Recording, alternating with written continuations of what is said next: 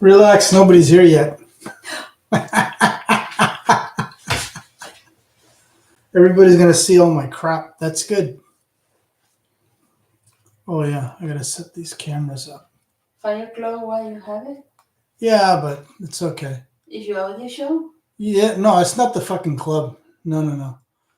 But I need to make sure that people can hear me. No, I don't. I did this like 2 years ago.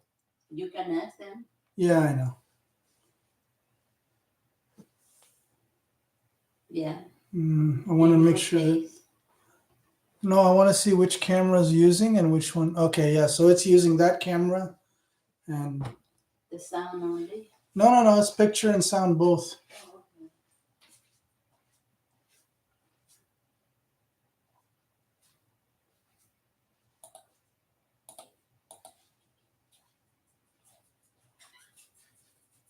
Oh, okay.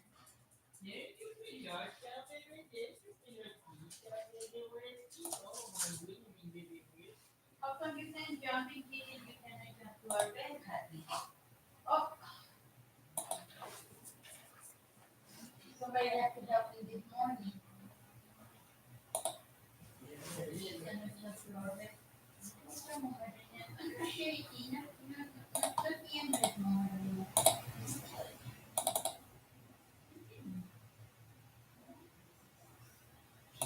Why? Okay, this is showing two people are on, but where are the?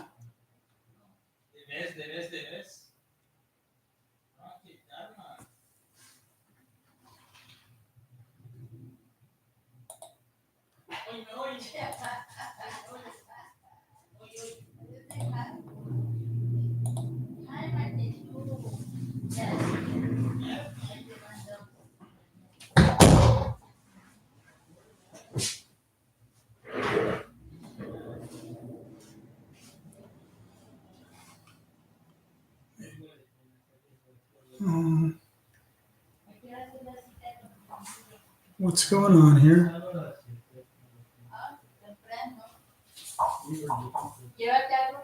I had two people on, and now I've got nobody.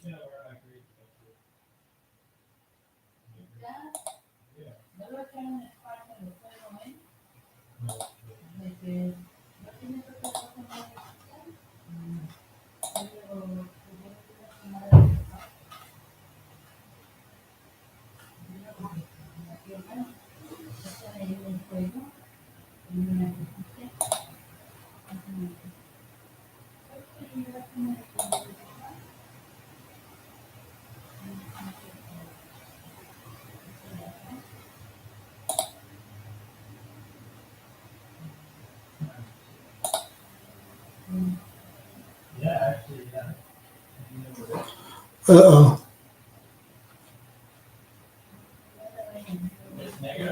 There was two people in the room, and now there's zero.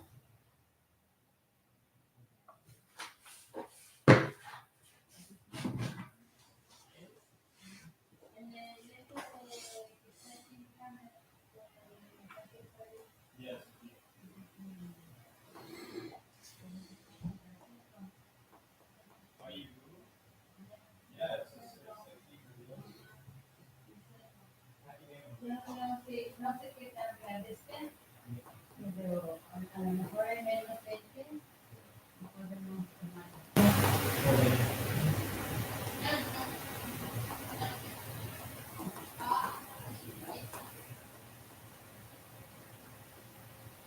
Not yet.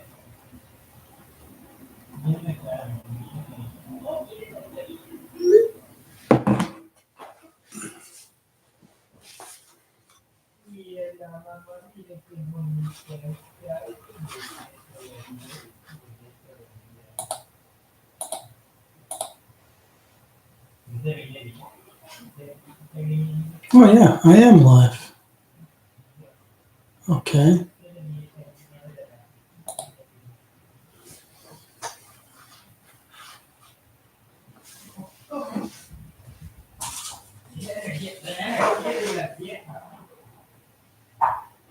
la peleadera, ahí va la peleadera.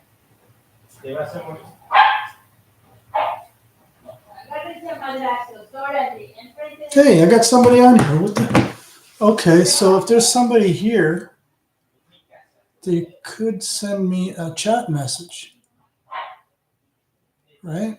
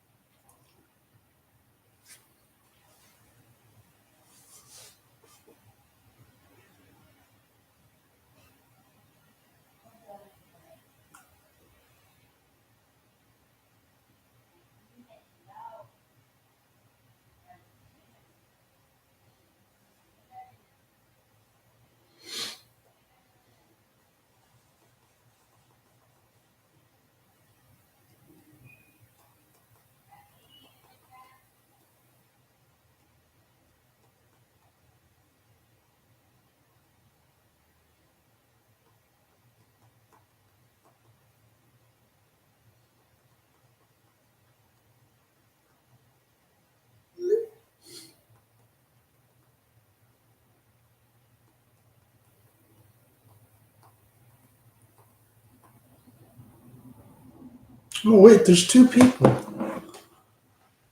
If there's two people here, they should be automatically let in. What the fuck?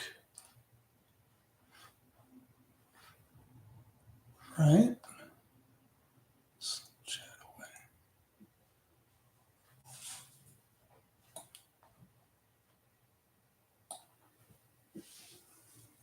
So this is telling me two people are here, but I don't see nothing in the chat.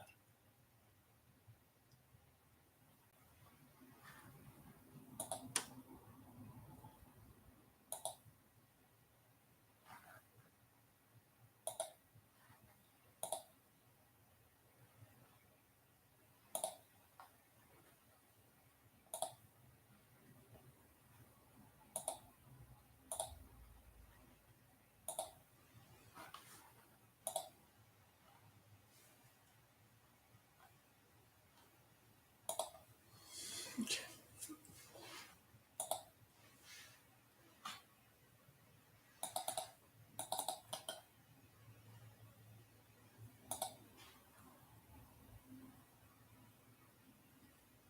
If there's two people in here, send me a message on the side.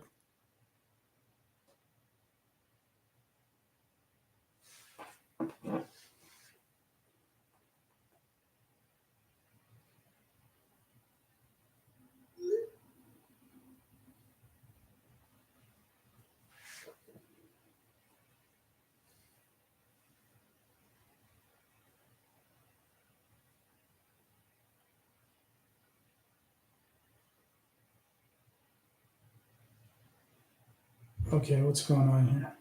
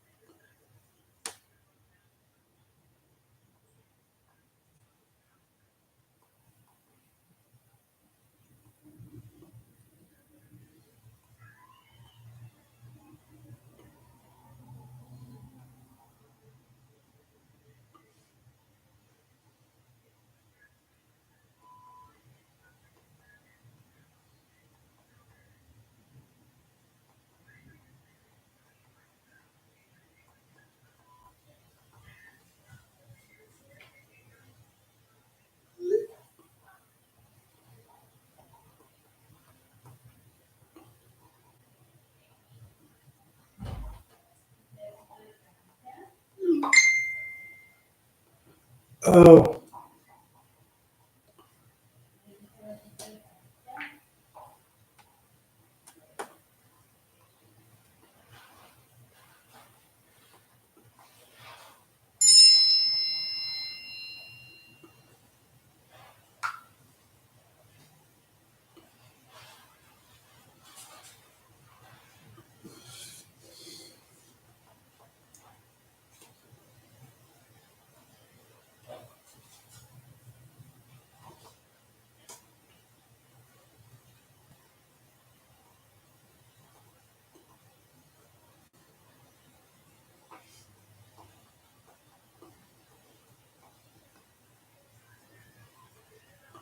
see, it's, oh, there we go. Hey, cool. We've got people here.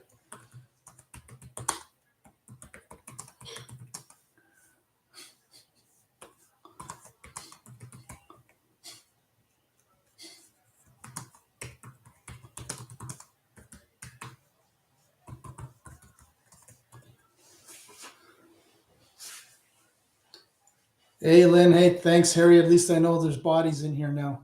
Um, Thomas Tan is driving, so he's not going to be able to join the live uh, YouTube thing here. I advertised this thing a couple of days ago, but you know, like I said, it's just a thank you for 5.5 years of watching my crap. 2,000 viewers later. Cheers, guys. Hope but yeah. So Lynn, I remember weather down here is good. It's starting to get a little bit warmer. Harry's on the northwest coast, so he's he's in that overcast rainy. Oh, so both of you guys are Northwesterners. Harry's in Washington State and Lynn's in Vancouver on the Canadian side, right?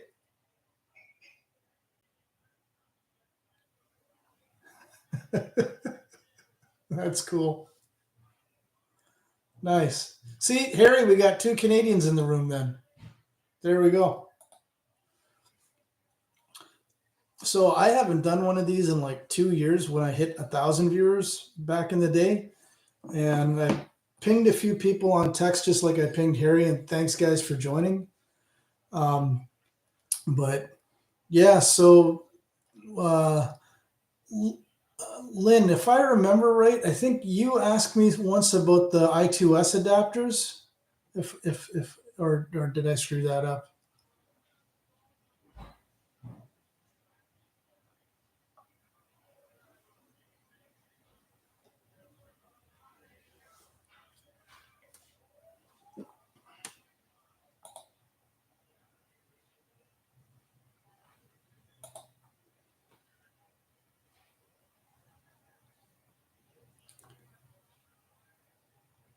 Okay. So Harry, one thing. Remember the final audio speakers? Lynn, I haven't done this in 2 years. The last time I did this is when I hit 1,000 viewers. That was almost exactly 2 years ago. It's funny. I hit 2,000 viewers. Randy Cheap Audio Man just hit 300,000 viewers. I think he said no. Yeah, 300,000. And Ron Bernay just hit 100,000. So yeah, I'm not in a hurry. Thank God I got a day job.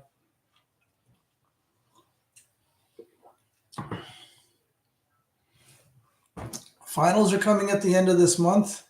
I just pinged Ravi to hopefully he'll join the live stream here. So the club's going to be doing some final audio events at the church that we do the thing at every end of the month.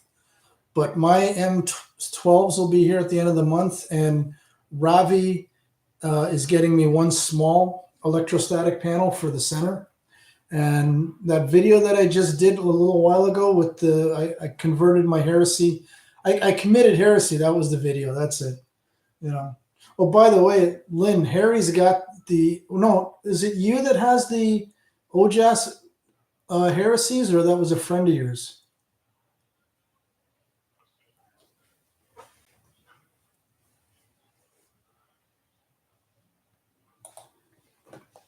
I'm gonna see.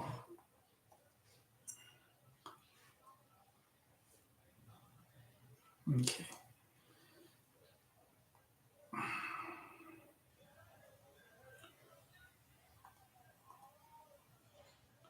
Sorry, Ravi's just about to join, guys. He's on my crappy personal channel, which I don't really. This is why I did this at 5 o'clock, because I knew this was going to be a clusterfuck starting it.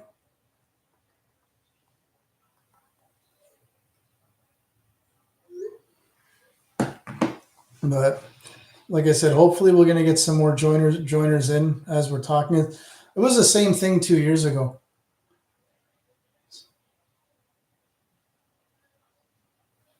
Yeah, and that's cool.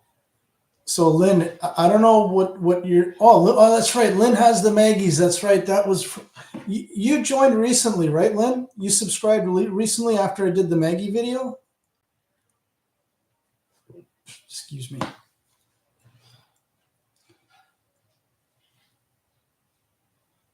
Yeah, Harry's got the LFT6s, and he's using Leo's Class D GaNFET amps with it.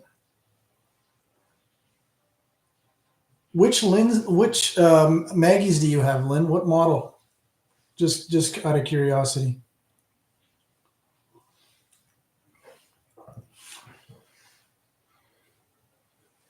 Ah, nice. Yeah, friend of mine's got a pair of 1.7s. They're I think the M12s are 6 feet tall, so I think they're about the same height. So yeah, I know that. And that's the other thing. That's why I went from one extreme to the other. I went from horn speakers to electrostatic panels, and as you saw in Harry's chat there, he's got both.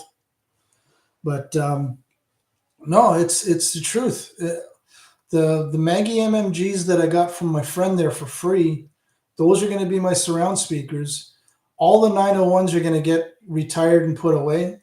I don't know if I'm going to put them up for sale because I got too much personal involvement in that. But yeah, the 901s are going to be retired, and there'll be the MMGs in the back. LCR is going to be all final, and I'm going to use that Heresy sealed box that I made for the woofer section.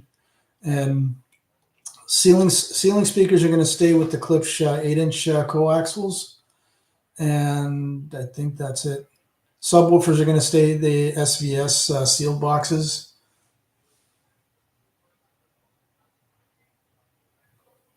That's funny, Harry. I'm going to see if I can get Mike in Florida in here. Or Dave in Florida. That's right. Dave and Mr. Chibs up in Toronto.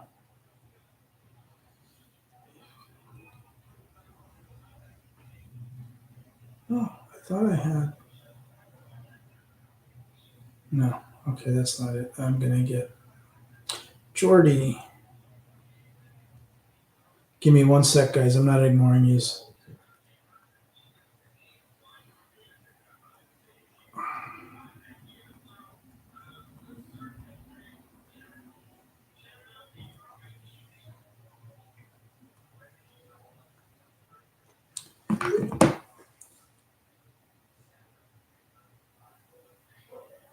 Oh, the MMGs at low volume, believe it or not, Harry, after I yanked the fuse, made the tweeter capacitor, I went from 12 microfarads to like 9 microfarads, I think it was.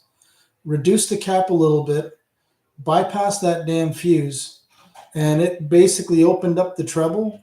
And even at low volumes, it's not all mushy and stuff like that. That was the one beauty with the Cornwalls. You could listen to them at low volume, and you still, got a nice clean sound out of it. It didn't get all rolled off, or you didn't have to hit a loudness button or some stupid thing like that.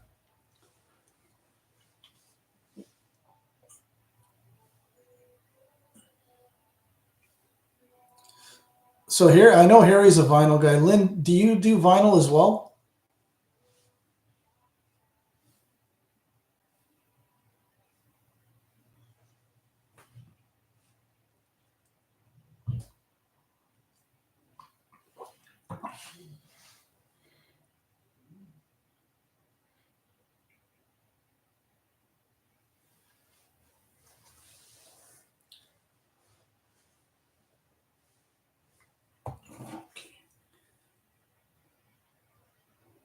You don't. Okay, so you're a digital guy. I'm a digital guy, but I don't know. Oh, hey, do either of you guys use Room on an Apple?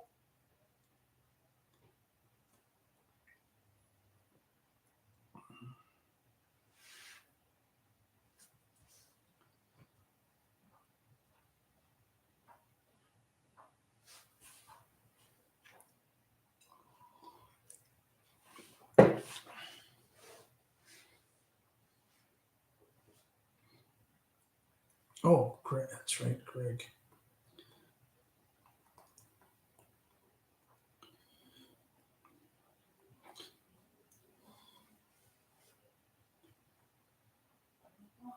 Three D printed. Oh yeah, I heard about the 3D printed LPs, right, Lynn?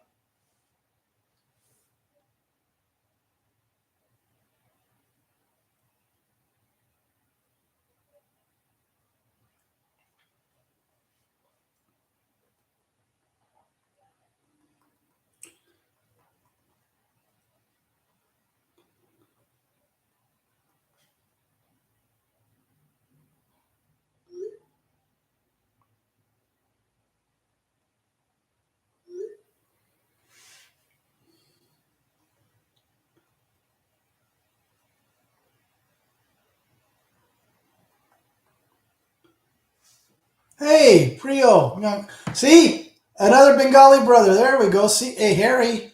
This is three Canadians in here, right? This is not, it's not like we're attacking you or nothing like that, eh?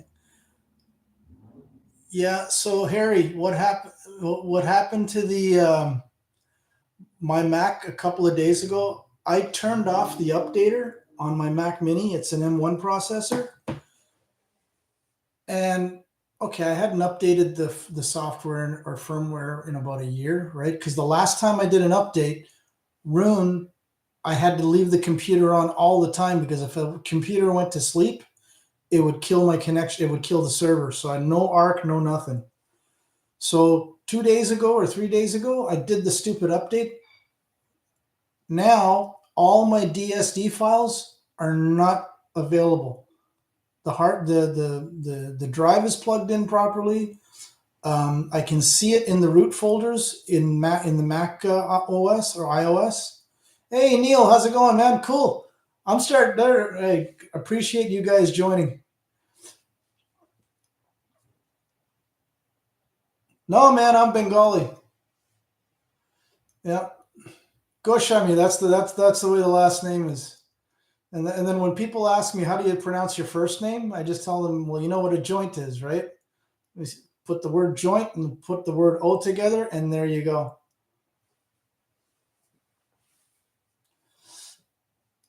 Oh, thanks, man. Appreciate it. Appreciate it, Brio. I got to ask, Brio, are you from Toronto?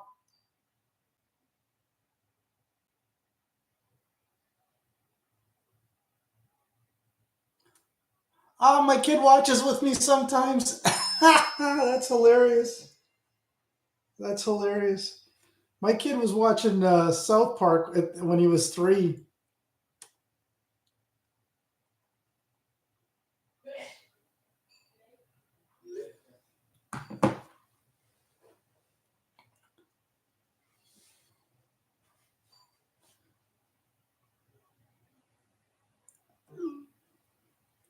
Okay, you guys know Mr. Chibs? Harry might not, but for the locals there, well, okay, Lynn's on the West Coast, but I'm, whatever. Yeah, so Neil and Priyo, do you guys watch Mr. Chibs? He's up in the Markham area.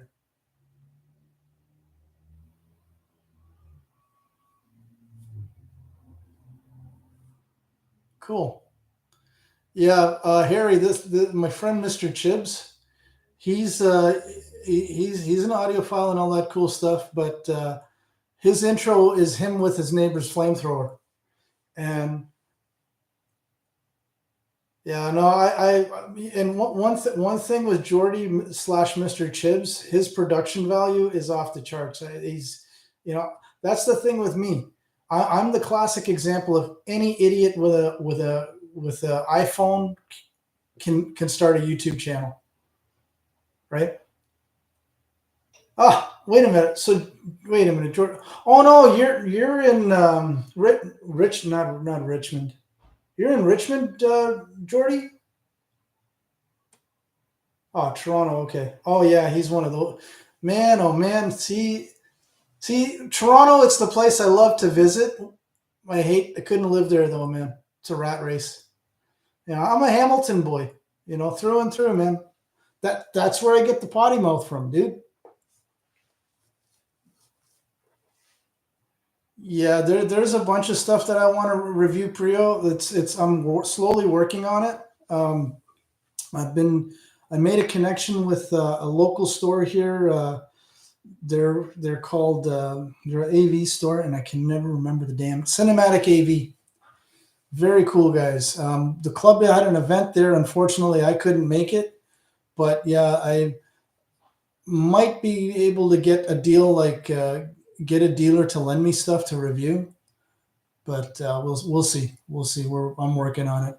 See, now that I'm past the 2,000 subscribers, and as I was told at the Capital Audio Fest, that sometimes I got to watch what I say, because it tends to, hurt other people's, not businesses, but it's weird. It's weird. Like I was it Leo from Orchard Audio was up at the Toronto show, and he found out that there wasn't too much love for me up there. Not too long ago. I think it had to do with my Ganfet 3-minute rant there back in September of 2023, I think it was.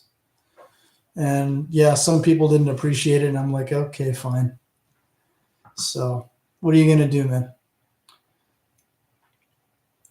But so yeah, Mr. Chib / Jordy, he got the Cornwall 4s, and when he found out I sold mine to get the electrostatic finals, he was like, what? Oh, and by the way, the damn prices went up thanks to these stupid tariffs. So I locked in I paid 8,000 for them. They're now 12,000. And because the cost of shipping went up, my buddy who's the distributor. Oh, thanks, Neil. Appreciate it, man. Thank you. And yeah, you guys notice there's no super chats. There's no money going to be generated. I'm not into that stuff. I could start monetizing on this channel, but what's the point? I mean, I did this channel 5.5 years ago because I got tired of all the crappy Bose 901 videos that are getting like 10,000 views, 15,000 views, and it's some idiot with an iPhone taking a recording, right? And for some reason, he's getting all these views, and I'm like, no, this is not right, man. And the other guy that I got to actually thank, even though we're kind of not in the best of buddies anymore, is Ron Bernay. He was a big help to my channel, just like he was to Randy New Record Day, with getting me equipment, getting me the flavor of the month stuff. Like if you guys go back in the channel, I guess this would have been during COVID, right? Mid 2020, late 2020 and all that. Ron is the one that got me the Terminator DAC.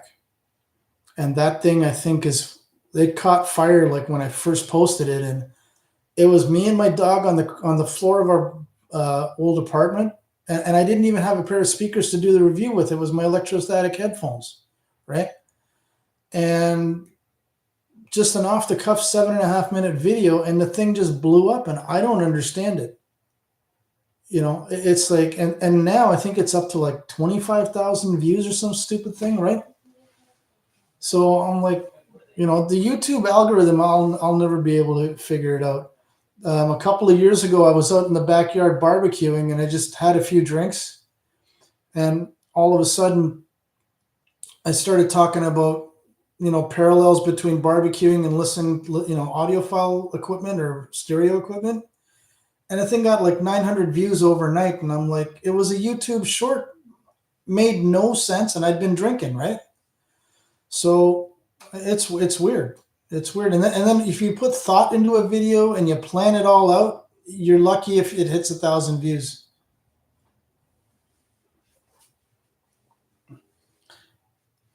Yeah, the Cornwalls, when I had Leo's amps hooked up to them, yeah, but Harry, it needed a tube preamp. I had the BAT VK50 hooked up to it for many years.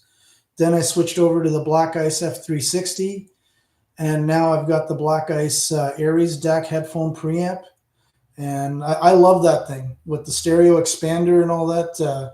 It's a jack of all trades and master of most, even though it's single-ended, but that's okay. Yeah, I saw Jordy. You're going to be doing the Hollow May DAC. It was a friend of mine has so yours has the separate power supply and the separate DAC. Because a friend of mine out in California, yeah, I know. It's basically it's 5 years ago. It was you either had the Terminator, or you had the Hollow Spring May or Hollow May Spring, whatever, or you had the PS Audio DAC. Those were the three big ones for in the 5K range. Ah, nice.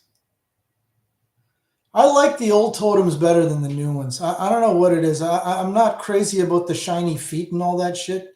I like the older stuff. And I did meet Vince at Capital Audio Fest. Now, he's a tall dude, man, but very nice guy. Very nice guy. I met Harry at Capital Audio Fest, and strangely enough, I came out of the Cambridge Audio Room. I had about 3 of these and got a discount on the streamer up there, and then came downstairs to Ernie's Argent Pure desk to work it while he left. And then I met Harry. And it's been awesome ever since, right? A couple of little hiccups, but it's all good. The Lave Harmony I'd like to try, I don't know. You think what was his name? Vinshine Audio. What the hell is the guy's name? Oh man. Anyways, no, I'd like to get my hands on the Lave. Just to try it out and put it up against it's like I said, the PS Audio and the Terminator DAC 5 years ago. Sometimes I didn't know which DAC I was listening to. It's that good. Nice, Harry.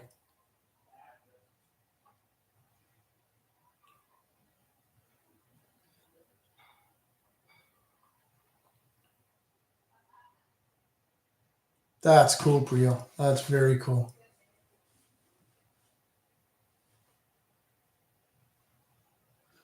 Guys, excuse me for 2 seconds. I'm just going to get myself a quick refill. I'm going to bring the bottle over here. I'm not driving, so I don't care. I'll be right back. Keep talking amongst yourselves. I'll be right there.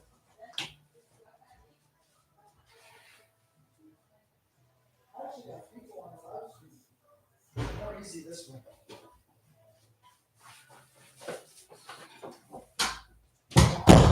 Wait a minute. I know who we can get. I wish they'd sponsor this.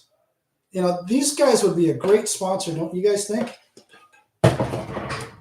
All right, there's one. There is a guy. Bear with me. How can you not find my channel? What is with brown people, man? Dude, it's okay. I gotta send him the link. Oh boy, where's Thomas? Greg. Ah, damn it. Sorry, guys. That's right. Take this guy from Harry. Copy. Paste. And then I gotta go Lakshmi. He's the other guy. Thomas is driving.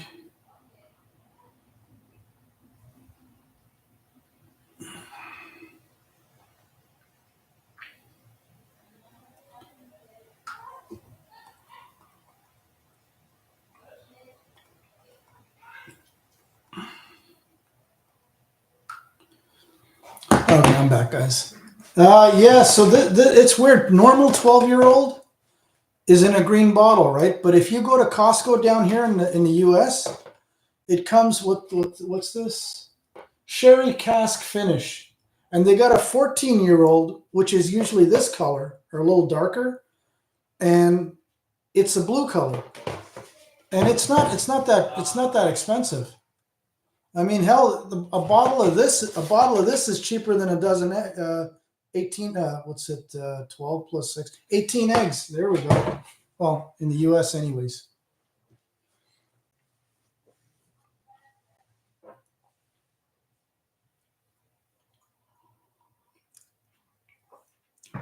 But yeah, the hollow DAC is, definitely one I'd consider. But like I said, I'm happy with my PS Audio DAC. And honestly, guys, I think one of you guys asked me, or maybe it was somebody else, to do a video on the DACs that I've got in my arsenal.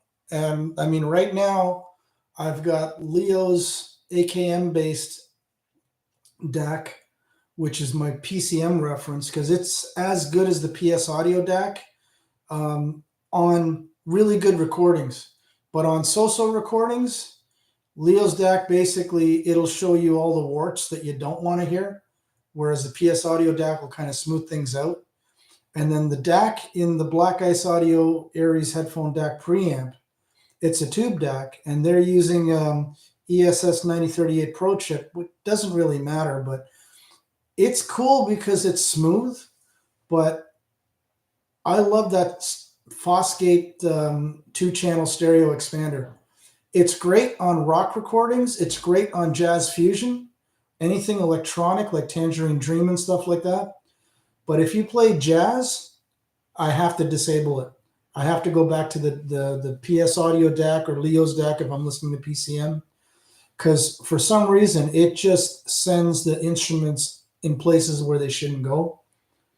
Like for example, if I think it's Oscar Peterson's, the one with the dark train on the front. I'm having a brain fart. Anyways, Oscar Peterson's piano is in the middle. But when I listen to it through the Black Ice DAC, whether I've got the stereo expander, oh, you lost. Okay, Harry lost connection. He'll be back. Okay. Okay.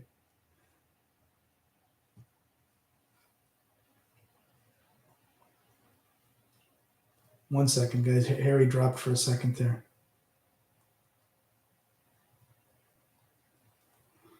Take your time.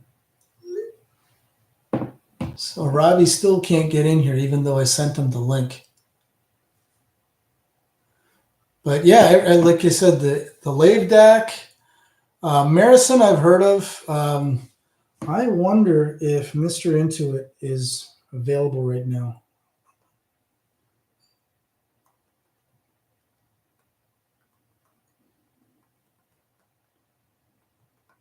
I apologize for this, guys. I keep putting my head down and so, all right, cool. You guys are paying. Oh, dude, don't even remind me. Yeah. I know. Thanks to Trump. But, hey, you guys are going to get Pierre Pauli want a cracker for the next prime minister, so don't even fucking joke about it, dude. Yeah, I called him Pierre Pauli want a cracker. You guys could get a nice, honest to goodness brown dude for prime minister. It'd be the first. But no, you guys are going to vote for the white dude that's a nut job or a wannabe Trump, whatever. Yeah. I see. See, on my channel, politics is okay. I'm cool with it. Because, if you take it seriously, then. Yeah, I know. You know what? You know what my problem is with Trudeau right now is? Yeah, we see you, Harry. We see you. Yep, you're there, man. We're going down a political rabbit hole, but it's more of a Canadian political rabbit hole, so it's all good. Yeah, you know what pissed me off about Trudeau? I liked him. I voted for him twice. The fucker brought back the Mexican ban. Yeah, I know, but dude, he's brown, man. It could change. I mean, we said the same thing about Kamala down here, and look what happened, right? I can't vote yet, though, down here. I got my green card last year. I'm going to be applying for citizenship next year. So it'll be a little while before, And yes, Harry, got the Glenfiddich. It's all good. Good old Costco. But Yeah, he brought back Trudeau brought back the Mexican ban because he thought he could get all the conservative votes, but that didn't work. But anyhow, all right, we'll get back to audio before what else? Yeah, I know, dude. We all of us brown guys said Kamala was going to win. You know what are you going to do? My wife said she was going to lose because the wrong lady got elected president in Mexico. Right, the lady who should have got elected didn't. Right, and yeah, I mean, think about it. Here in the U.S., if the Republicans played it right, we could have had brown on brown violence. We could have had Nikki Haley versus Kamala, and guess what? Nikki Haley would have wiped the floor with Kamala. Trust me. Yeah, I know, Neil. I know. But hey, we tried, right? But I know. What are you gonna do? What are you gonna do? Biden should have never rerun again, and this is what happens. I mean, the thing is, everybody's saying, well, you should come back to Canada and all this. I says, no, no, no, no, no, no, no, no, no. I wrote out the first 4 years with Trump. I'm going to write out the next four. Night Train. Thank you, Harry. Thank you, Harry. Exactly. So it's the Night Train album. When I use the Aries and I set the expander, even if I put it on minimum, it's still not right. Instruments are all over the damn place. But when I listen to rock music with the Aries and I set that expander to max, it's so cool, And even some of the Chesky recordings, because he uses a binaural microphone. Some of the out of phase stuff that he throws into his material, like the graffiti jazz CD or jazz album that he put out a few years ago, that's a really good test track. Whether you've got a regular preamp or the Black Ice with the expander, either way, it's another really good test album. Let me see here. Yeah, I know. It's from Hamilton there, Mr. Chibs, Jordy. What do you expect, dude? I fool a lot of people, man. It's all good. But Harry, are you going to the Florida show next week?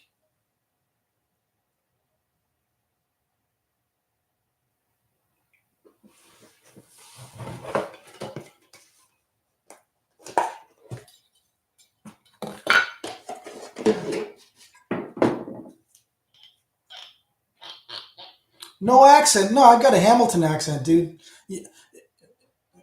Nothing against you, Toronto people, but nice city. Love to visit. Love to go to concerts there. Can't live there, man. You know, I'll take my Southern Ontario all the way to the Niagara Falls border any day. I'll tell you guys one thing. But 30 years ago, when I moved from Hamilton and I moved up to Ottawa, Ontario, there. Yeah, I know Toronto's expensive. It's been expensive since I was a kid, man. And I'm older than you, dude. And that's right, Neil. You are correct, dude. So one thing, shit, I just lost my train of thought again. See, this is what happens when you cross 55, boys. Yeah, well, it was going to be a Toronto thing. Oh yeah, no, I moved up to Ottawa, so we're having lunch with some co-workers up there, and the Rideau Center, the shopping mall up in Ottawa, downtown Ottawa, I called it Rideau Center because when I look at the word, that's the way I think it's supposed to be pronounced. And so my friend's from Petawawa, right? And he also relocated to Ottawa when he was younger. He said, Dad, don't worry about Joe. He's from the South. I'm like, South? South of what? It's south of Kingston. Okay, I get it now. Because, it's all politically correct and everybody's bilingual once you get past Kingston, right? I'm not bilingual by any means, man. When 34 years ago, when the signs got all bilingual in Southern Ontario, a lot of us went, oh, what? So, yeah, if you want to learn French in Canada, just read the highway signs.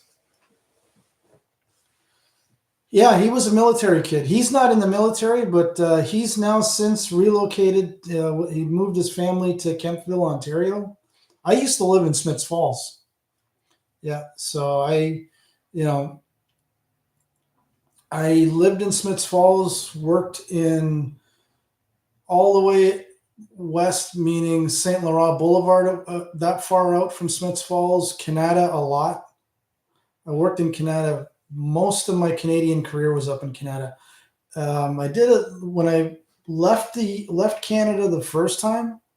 Right, we came back 5 years later because me and everybody else got shit canned at the place I was working at. Didn't get my green card in time back then, so back to Canada I went. I worked in Burlington. You know all those annoying logos that you guys see on TV? Well, I used to work on that equipment. And I did that for about 9 months. And then I got a chance to relocate back up to Ottawa again for Alcatel.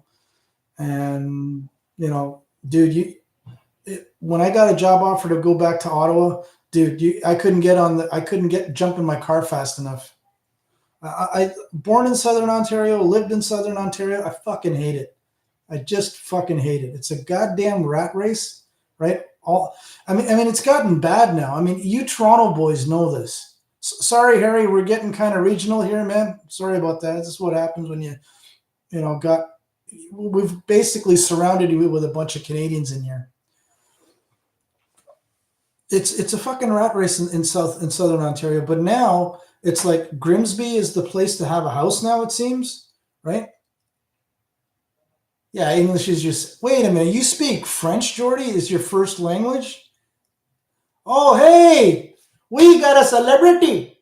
My goodness, my friend Ed Homewood. My God, Ed's awesome, man. I met Ed at Capital Audio Fest, man, and yeah, the dude is. Not only does he have a really cool channel, and he'll educate you guys properly, unlike me, who's he's a super cool guy to talk to. Super cool guy. And if you guys don't subscribe to Old Guy Hi-Fi, please do. Right. And in fact, I met Ed when I was drinking upstairs in the Cambridge audio room. And yeah, Ed, cheers, brother. Thanks again. Yes, Florida, the Florida audio show. That's right, Harry. Oh, dude, Florida has got, to me, the best vibe. I'm actually going to go to Expona this year. I skipped it last year. I'm going to go to Expona this year because Leo basically said, okay, yeah, come on up. We'll take care of you. And I said, okay, cool. Last year I was burned out because, as you guys know, I went to the Southwest Audio Show. The month before that was Florida. And then in the pocketbook, all these shows that I go to. Oh, okay. Greg Wan Greg, post something in the chat. Sorry, guys. I know I shouldn't be doing this, but okay, sorry. I know Expona's in your backyard, but Ed, man, if you guys ever meet him at a show, it's not just a fountain of knowledge, but you'll learn something. You'll learn something. And so yeah, Ed, you'll be. Well, I guess Ed knows too. So the electrostatics should be here at the end of the month. Like I said, Ravi is supposed to join in the live stream here. Yeah, we'll see. And there's no time limit on this. That's why I opened this thing up at 5:00 AZ time, because I know for a lot of you guys it's going to be either 7:00 or 8:00 in the evening. Oh, cool, nice. So Lenny and Ed are going to be doing a panel at Expona. Very cool. I'll definitely when I see the schedule, I'll be there. But Ed, so long as you let me do the video, because I might as well say this now, right? I mean, it's been 3 years, so who gives a shit, right? 2022, it was my first time going to Capital Audio Fest, and I just started going to audio shows, right? Hey, Holy Grail Resin University. Hey, I know who that is. That's my buddy Greg. If you guys watch my channel, there's that scary looking audio shrine that I've done some videos out of and taken a lot of pictures. That's Holy Grail Resin University, aka Greg, and he's a member of the audio club here in Phoenix. And so, anyways, getting back to Fremer.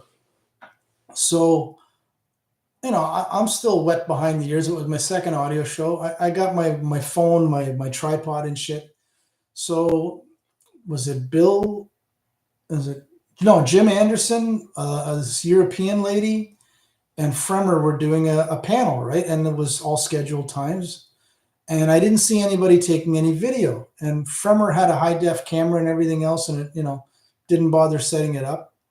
So I asked politely before they started, is it okay if I video this, right? Because I knew it was going to be really interesting, all about DSD recording, multi-channel, 2-channel, microphone techniques, and all that cool stuff. So Fremer says no. He's like, what's the name of your channel? I said, okay, Joey G's audio channel, whatever. But it doesn't matter if you got a YouTube channel or not. I nicely asked permission instead of just taking my phone out and doing this during the whole thing, right? And I'm like, okay, so you are a dick.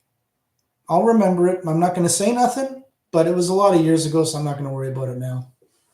And so when I do see him at a show, it's like I one time, this was Capital Audio Fest 2023. See, I'm coming. See what happens when I start drinking? Now all the shit comes out. Thank you, Ed. See, God bless you, brother. Oh yeah, definitely. Michael Fremer, Harry. That's who Ed Old Guy Hi-Fi is referring to. So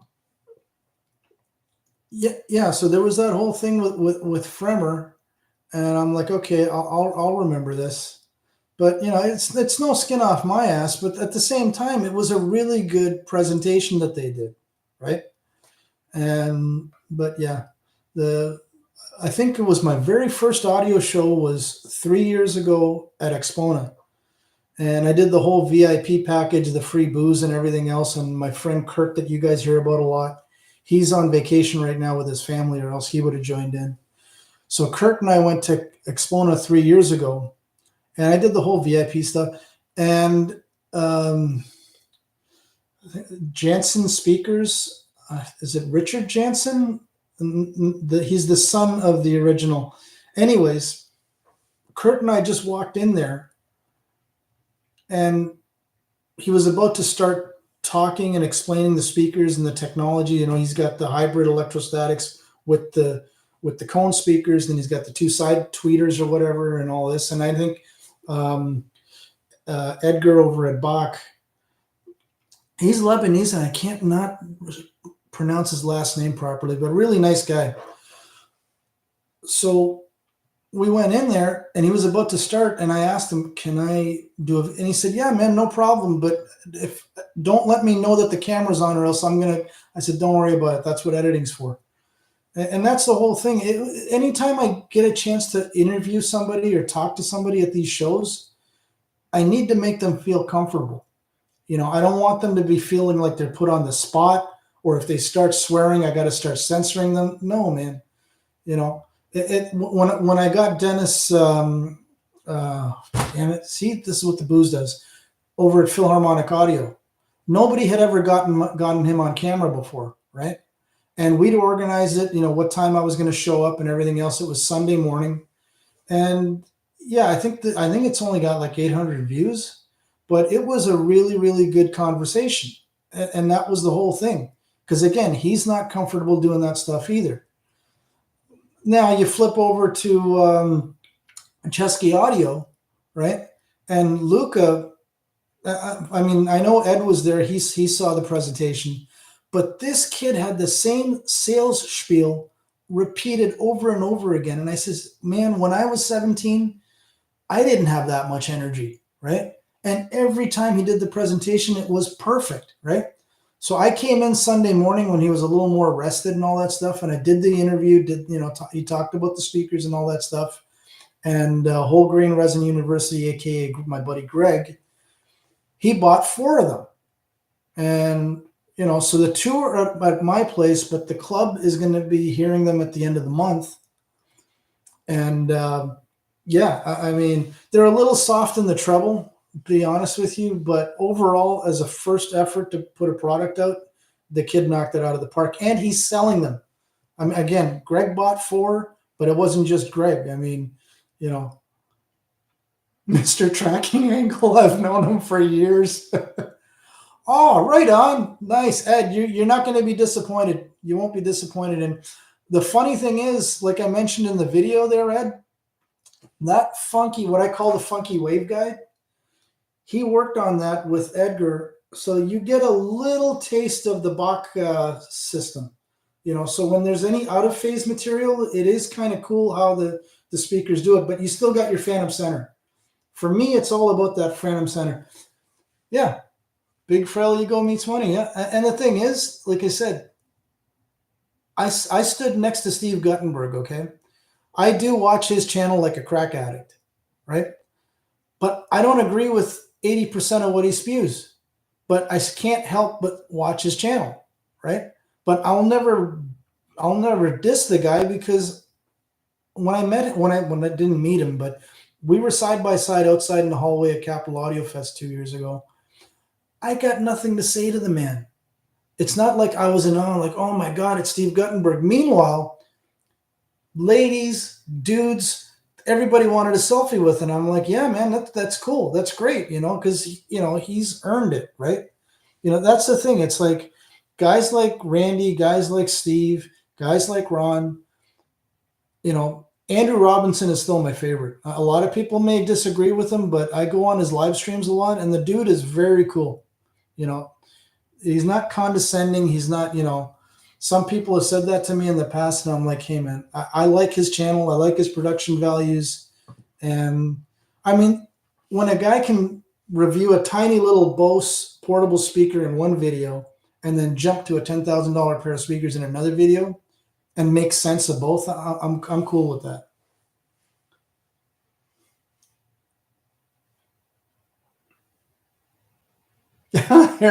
Harry, that's an awesome comment.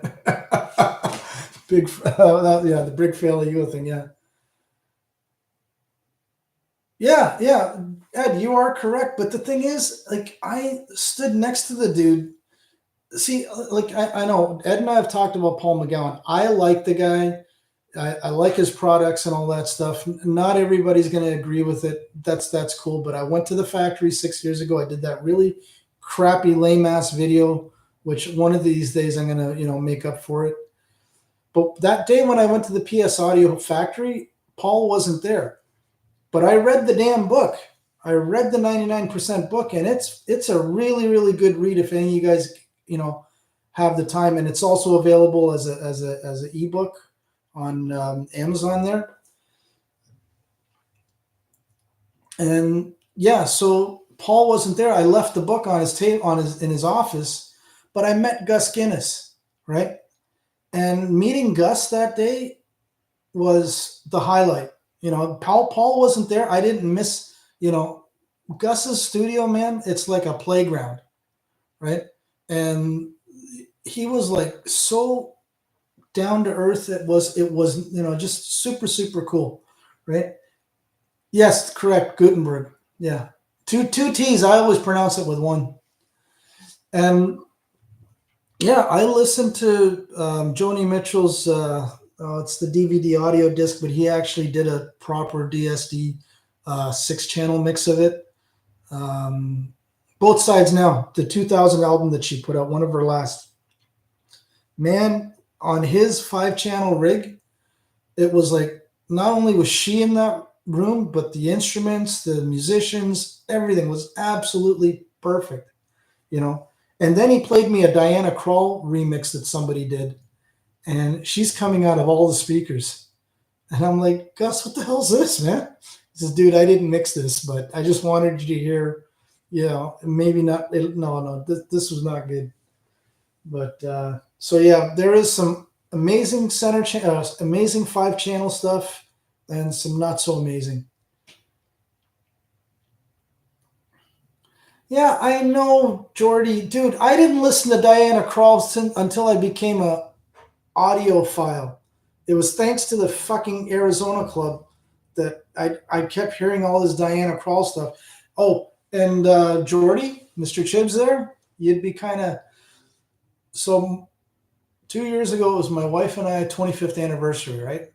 So Diana Krall's coming to Phoenix to one of the theaters, and I'm like, okay, I've never seen her live. I'm like, it was right after Tony Bennett passed away, right? And I was stone sober. I think I had a glass of wine at the bar before the show. And our tickets were a bit distance away, and it was a theater setting, so everybody was kind of on the floor, right? I fell asleep 3/4 of the way through the show.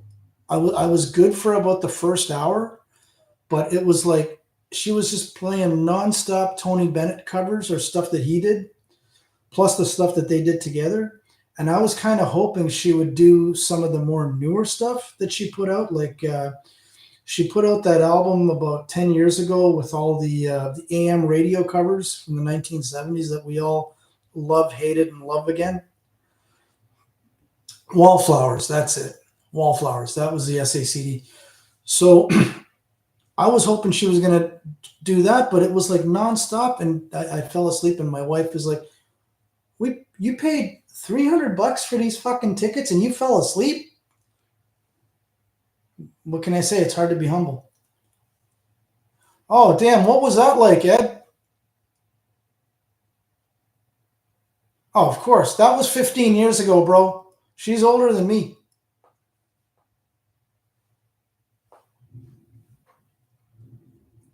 Actually, she's closer to your age, but I'm not going to tell everybody how old you are. See the booze? Eh? Wait till I get on the third one, guys. Nobody else has joined the live stream, or if they have, they're too scared to comment. We're up to 6 people. Hey, it's okay. Like I said, this is why you guys don't see me doing live streams all the time. Oh, cool. I know you're 66, but I didn't want to say anything. I'll be 56, so there we go. Ed, by the way, for a lot of you guys, worked at Harmon. The only way you're going to get the Harmon stories is if you meet him personally, and I'm not going to repeat those stories here because that's not cool. And but yeah, it's I'm really, really glad the way Ed's channels exploded. It's a good thing. It's a good thing for the YouTube community because you get a lot of people that are quote unquote experts, right? And it's like, okay, dude, everything is not the best. And I'm not going to tell you which Canadian I'm talking about because I got into trouble last time. I mean, I've done it's the best. I'm guilty of it too, but it's only the best based on what I've had in my living room, right? Okay, yeah. Okay, so you said it, Mr. Chibs. I didn't. Yeah, I know. He's your buddy. He's your Toronto pal. Hey, you know what though? You know what? You know who is a solid dude? And I'm no bullshit, right? Thomas and Stereo, dude. Uh, Again, I know I've talked about his amplifier privately with certain people, including Mr. Chibs, right? But dude, Thomas is a solid guy, man. I'm telling you guys. Without going into all the details and shit like that, him and I got together. This would have been 5 years ago, virtually, when it was COVID, and he was doing the whole viewer spotlight thing before everybody else got into it, And so he wouldn't just post pictures. He wanted videos of people talking about their systems, right? So Thomas knew that I had my little Mickey Mouse channel, and his channel had already started to get a bit of a following 5 years ago. So I said, well, I've got my 5-channel Bose system in an apartment. He says, what? Because he's had 901s too. He's, and of course, Ed sold 901s, but we're not going there right now. And he's like, well, I'm curious. So you're not using the analog EQs? I says, no, I'm doing everything with mini DSP. Huff sells you equipment that lets. I like Steve Huff, dude. He's a hippie. He's a hippie. I mean, I'm a hippie too, but I'm a brown hippie that's losing his hair, right? I like Steve's videos. I mean, you got to take it with a grain of salt, right? The stuff that he gets in his room, right? So it's like the stuff is not uber expensive. It's just uber expensive. But if you saw Steve's last one, and he's been really good to companies like Galleon, Black Ice, so he's helped those guys sell stuff. So that's cool. I got no issue with that. He speaks with the dead. That's great. Holy Grail, yes. Paranormal channel is he, wait a minute. He's got a paranormal channel? Huh? Wait a minute. Neil, type the name of his paranormal channel. I'll check it out later. What? Steve Huff, the same Steve Huff, the photo guy with the beard and the hippie necklace and peace and love and all that. Dude, this is the first time I'm hearing of this. And he's all into like ghosts and the cameras and filming everything at night with infrared cameras and all that bullshit.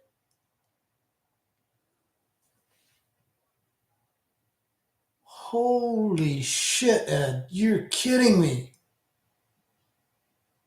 Damn. I actually learned something tonight. Huff Paranormal. Okay, I'm gonna check that out later on. I'm gonna put that in my YouTube history. And this channel is like he's got like recent videos, not just stuff from like 10. Huff. Son of a bitch! It came up. I just typed in para. Oh damn! 2 weeks ago, 24,000 views. Spirits still going on. Disruption in. You know what? I forgot to go to. I didn't have time to go to the dispensary and get some edibles.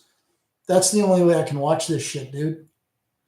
Booze is one thing, but you got to be on edibles to watch that kind of. Oh damn. Damn. Okay, sorry guys. I kind of made you guys go off on a tangent. Black Ice F22. Yeah, you did a really nice review, man. I gotta say, but again, what the hell is Greg's handle? Holy Grail Resin University. See, I kind of like that there's only 6 people in here. Well, 7 now, right? Because I can shoot my mouth off and not be too embarrassed. So about 2 years ago, I did an event at the club, and we'd set up, and Black Ice was a huge help. No, I'm not, Jared and Jamie, solid guys, man. So they sent me the Aries, they sent me the F22, and fucking UPS a day late and $1 short, right? So I did the event with the Black Ice F100 monoblocks, the F360 preamp, set everything up, and then for the surround channels for the F360, I set up my 901s, and I used Leo's Class D amp, right, or his GAMFET amp, and so I set everything up, ran the cables and all that stuff, and we all had a good time, but I couldn't get the surround channels to work properly. It's a long story, but so then the Cornwalls were on for maybe an hour, Greg. See, Greg won't comment in the damn. Oh, hey, Sam Gloves. Thank you for joining, my friend. Disposable plastic rubber gloves, cleaning gloves, surgical gloves.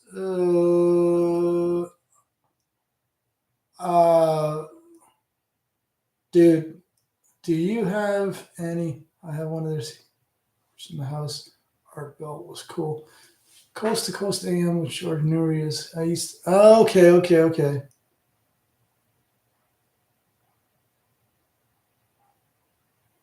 All right, so let me get back to Greg's story. So the amps came in a day late and $1 short. And so I had the F22 and I had it in the house, but I'm like, I can't really use this for anything. I'll start lending it out to club members. first person I thought of was Greg, aka Holy Grail University. Greg heard it, and this was in his shop. This wasn't even in the audio shrine. This was in his resin casting shop. And he was, this was, and Ed, you and Greg have one thing in common. I saw your video on the classic speakers. Greg has a pair of mint condition ADS three-ways. He's using them as his surround channels right now, but in the resin casting factory, he was using them as his main left and right. And anywhere you were in his factory and those speakers were on, they sounded amazing. But we hooked up the F22. He said the same thing. The factory PS vein tubes were shit. And I think they shipped stock with KT88s, I believe. Greg remembers better than me. And so I said, no, okay. So he ordered 4 KT170s, and we plugged them in, and okay, fuck, it was a huge difference. So stupid me, I said, yeah, well, we can crank the bias voltage up a little bit. And instead of doing RTFM, you guys, which stands for read the fucking manual, right? I just went and cranked the fucking bias up on all 4 tubes, not thinking anything of it. And it ran great. And then I get a text from Greg while I'm on my driving tour of California, right? I was basically heading up to Kurt's place, but via SoCal, wine country, and then back down to Half Moon Bay where he lives, and then slowly home. Anyway, I get a text from Greg, dude, my aunt died. What do you mean? I said, the lights are on and nobody's home. Tubes aren't turning on, nothing. I'm like, the fuck? And hey, MD Chaz, man, thank you, brother. Thanks for joining the chat. Appreciate it, my friend. Awesome. I got Sam Gloves. I got MD. Dude, I'm feeling like a real YouTuber now. This is cool. I got 5 people in the chat. I had 7, so I lost 2, but that's okay. So yeah, I lose 2, I gain 2. So I come back from vacation shitting my pants because I was kind of worried. He called me, at least he texted me at the end of the tour, so I wasn't too worried, but I was. So then my first phone call was Jared Dunkerson. I said, Jared, dude, fucking thing doesn't work. He says, what happened? He says, I think we overbiased the tubes. He says, yeah, don't worry about it. It's Joe proof. I says, what do you mean? He says, if you overbias the tubes, and again, he doesn't use auto biasing. Everything is manual bias with the Black Ice tubes. Ed can tell you that firsthand. So I called Jared and he says, yeah, dude, check the diodes. There's 4 protection diodes on the bias resistors. So that way, if anybody juices it, instead of blowing up your $200 per tube or $100 or whatever the KT170s are going for now, tubes, right? You just blow up the diode, tube will be okay. And sure as shit, I replaced the 4 diodes. It was literally a 10-minute job. Boom, Greg's up and running again. And I can't, that's why, I can't say nothing but good stuff about their products. It's easy stuff to work on. Easy, and they sound amazing, right? The Fosgate circuits in there are really, really, really, really cool. Yeah, the Ray tubes. Yeah, I had the Ray tubes here. Intuit didn't join the chat, which I kind of hoped he would. Intuit lent me that Musical Paradise. The dude lives in Alberta, but he gets the amps made in China, and his preamps and his DACs and all that stuff. And Lynn, okay, good. Okay, Lynn left. Have a date. Wait. Oh, cool. Hey, that's cool. See, I'm trying to follow the chat and shoot the shit with you guys at the same time. Anyhow, so fuck me, I lost my train of thought again. Black Ice Audio. Oh, the Ray tubes. So he lent me the little Musical Paradise 10 water, and it had both the KT88s he lent me, which were Ray tubes, and then the EL34s, which were also Ray tubes. So I had to be really, really careful because blowing those things up is going to cost me money. So I was careful. And So as a little low watt amplifier, I was shocked. It even drove my 901s with the EQ and everything engaged. I mean, it wasn't like room shaking, earth shattering bass, but it wasn't as bad as I thought it would be, right? And oh, guy, hi-fi channel revenue. Oh, message retracted. Yeah, dude, we already caught it, man. Hang on, I think my dog's coming in here. Rocket, get your ass in here.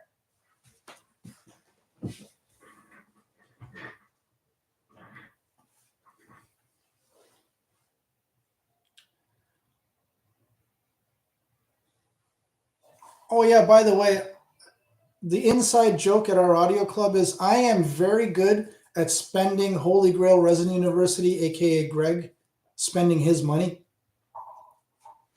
And give me a second, guys. Hang on. God, you're a heavy bastard. There we go. There we go. Look, dumbass, you're on YouTube. Well, you've been on YouTube before. What was I going to say, guys? So that's the joke. That's the joke in our club is I'm very good at spending Greg's money. And so for those of you, see you, dumbass. For those of you who've been following the channel, so Greg's got both vintage and new stuff. And we had a Dolby Atmos event in there a couple of months ago, and the guys were really impressed. You know, the previous event we had in there was never do an amplifier event on the hottest day in September, I think it was. And Greg's AC kept cutting out, and the ceiling fan, thank God, was running. But at the end of the day, you know, we all had a good time. We all had a good time. We had tube amps, Class D amps, Class AB amps. We did a benchmark amp versus the AHN8 versus the Class Leo's Orchard amps with the silver wire. Nobody could hear a difference. So there you go, guys. If you're thinking benchmark or Orchard Audio, Leo's got the trial period, and I believe whoever's the benchmark dealer also does. You'd be shocked. The similarities between the two amps was a lot of the guys in the club didn't know which amp they were listening to. So what can I tell you? But you need a tube preamp in front of it. Tube preamp, or we were using the SPL Electra preamp, which is another really good pairing with Leo's GANFED amps.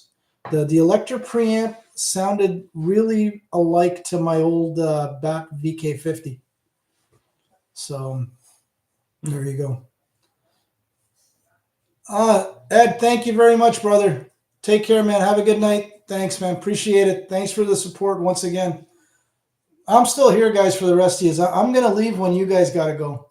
I'm just basically drinking and shooting the shit tonight. That's all this is about.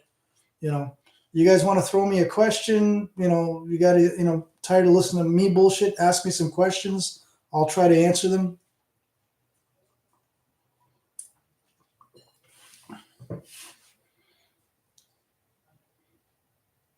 Oh, and one thing I do want to tell you guys, I've got them here. Condoms. Got your condoms right here. Got your condoms right here. Okay. I was supposed to do a video about this, and I will, Greg. I've been bullshitting about this for 2 fucking years. So Greg is a silicone / plastics master, right? This is his retirement gig, right? And so he's got electrostonic cleaner. I've got the same one. You guys can see it in the back there.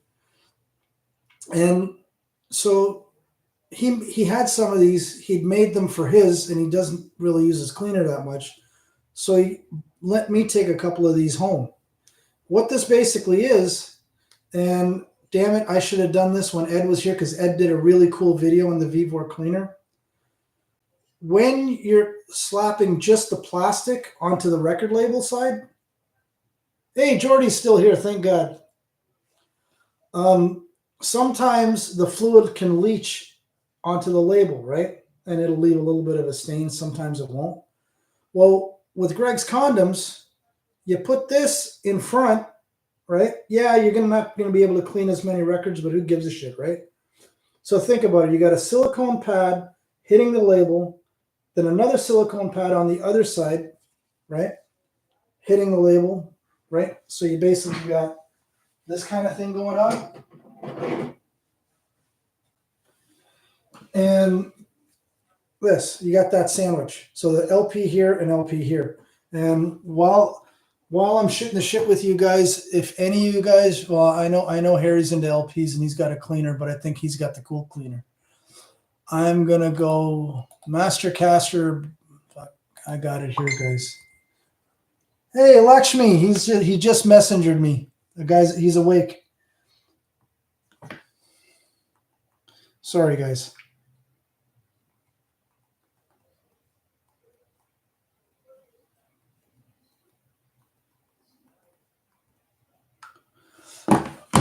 Master Caster.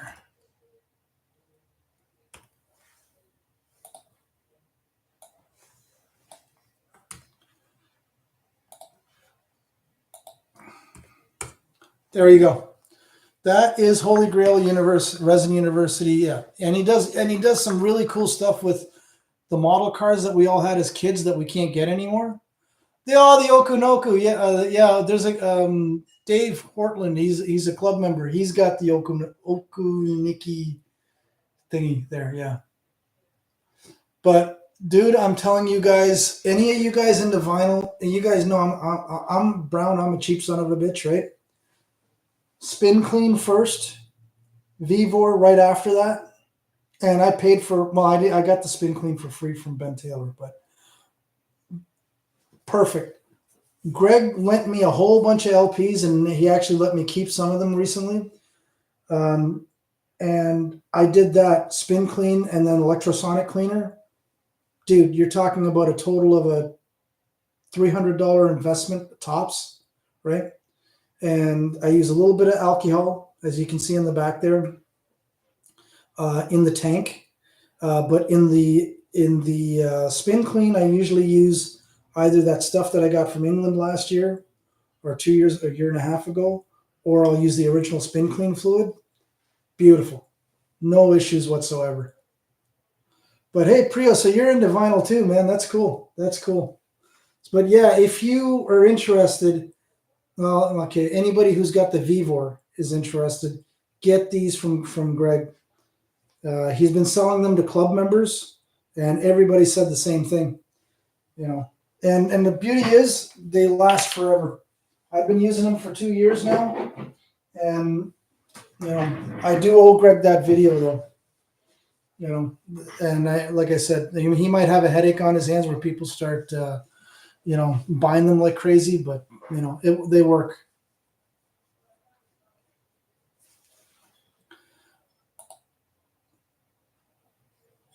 Oh man, how the hell do I say? Okay, anyways, it's okay. I was gonna love a comment, but it's not letting me do it for whatever reason. But yeah, I mean, what else do you guys want to shoot the shit about? Because for the last hour, I've been kind of shooting my mouth off, and there's no time limit. Like when you guys gotta go, you guys gotta go. Hey, cool, Jordy, you're heading out. No problem, brother. Have a good night, man, and we'll talk soon. I owe you a phone call. Cheers, guys. Well, I'm still here. This is cool. So I think here, yeah, okay, Harry's out too. No problem, guys. All right. So basically, I've got Priyo, I've got Greg. MD Chaz is still here, I hope. Yeah. Thanks, brother. I don't know why I can't put. Oh, here we go. YouTube. I just want to put a fucking.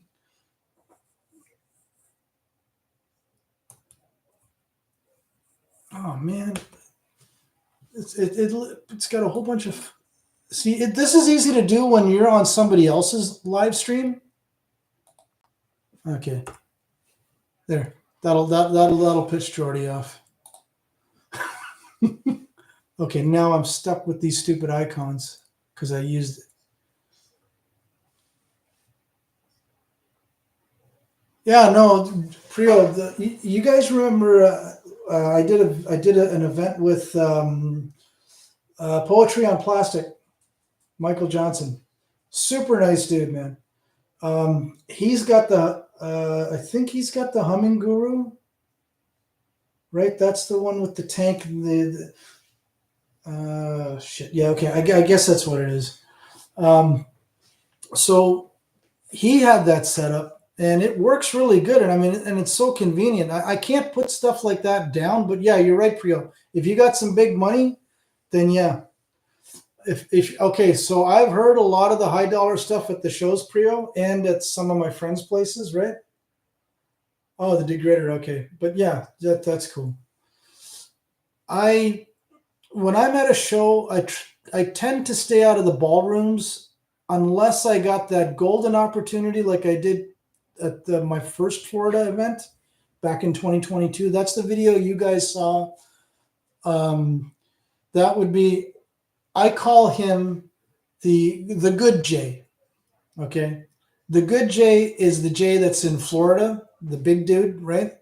With all the super high end stuff.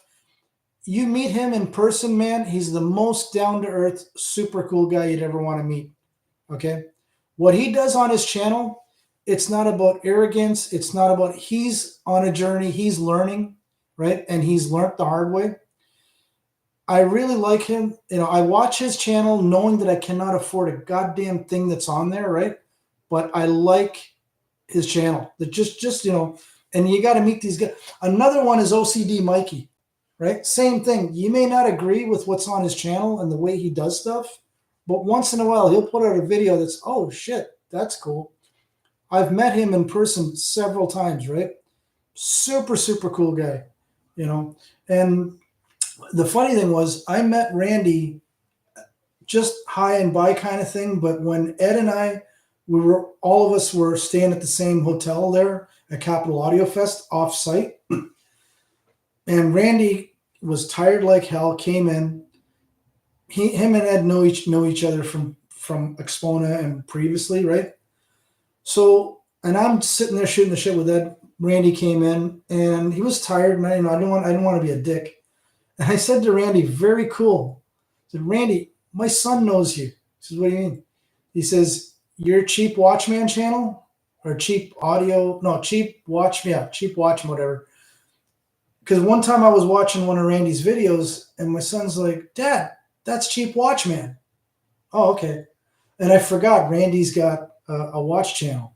And I thought it was cool, right? And he said the same thing. He's like, really? I said, yeah, my son's a watch freak, so it's all good.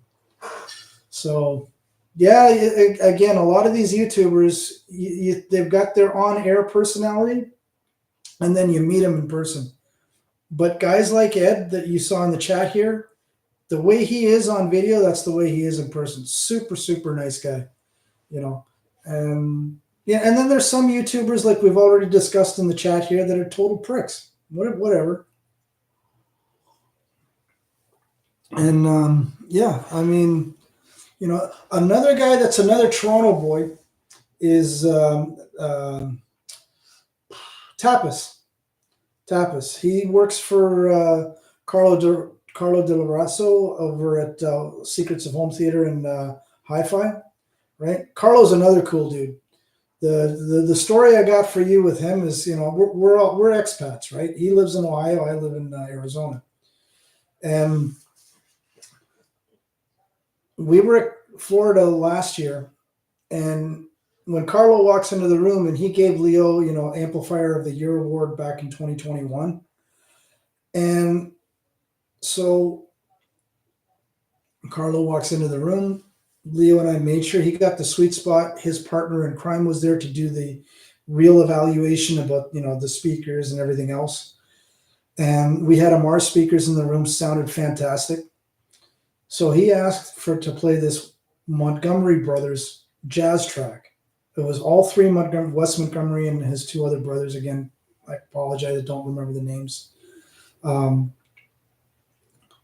So it's all chill. We let him, he's got the sweet spot. We're letting him, you know, because before, when he walked into the room, the deal with the Orchard Audio Room at our shows or Leo's shows, I should say. I'm just the the sidekick.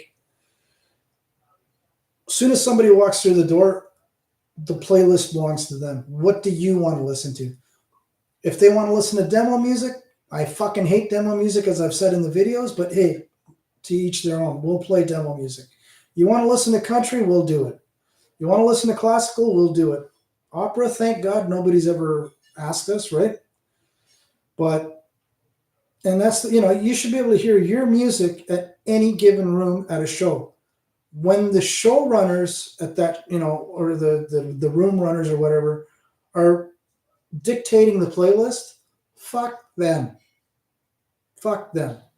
Okay? Yes, it's a show. Maybe you can't afford what's in that room. It doesn't matter. And when it comes to rooms like that, I'm like, I'm in, I'm out.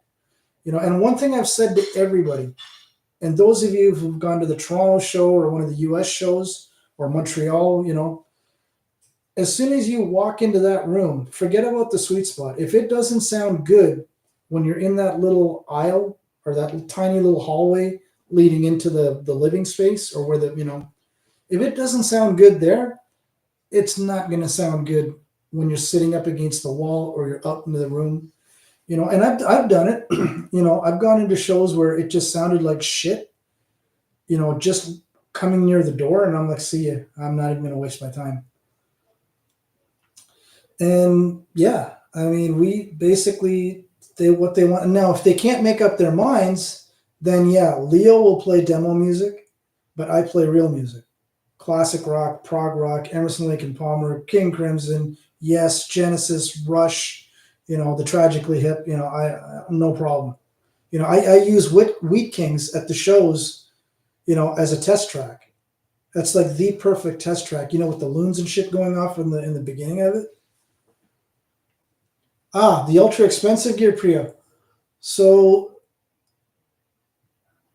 I mean, if you can afford ultra hi-fi, that's great. I mean, if you can afford a 6-figure rig, great. If you can afford a 7-figure rig, great. But when I went to the the TAS room in Florida. No, sorry, yeah, that was Florida. Yeah, that was 2023 in Florida. And middle of the night, half cut, and Dave Valancourt, or Malincourt, sorry. Dave Malakport. God damn it, this is what the booze does. After the good Jay finished shooting his video, Dave and I moved those super heavy, quote unquote, bookshelf speakers, right? We moved them out of the way, and that way Jay could listen to the big speakers. I'm going to close the door again. And I got to turn on the center channel amp for the wife.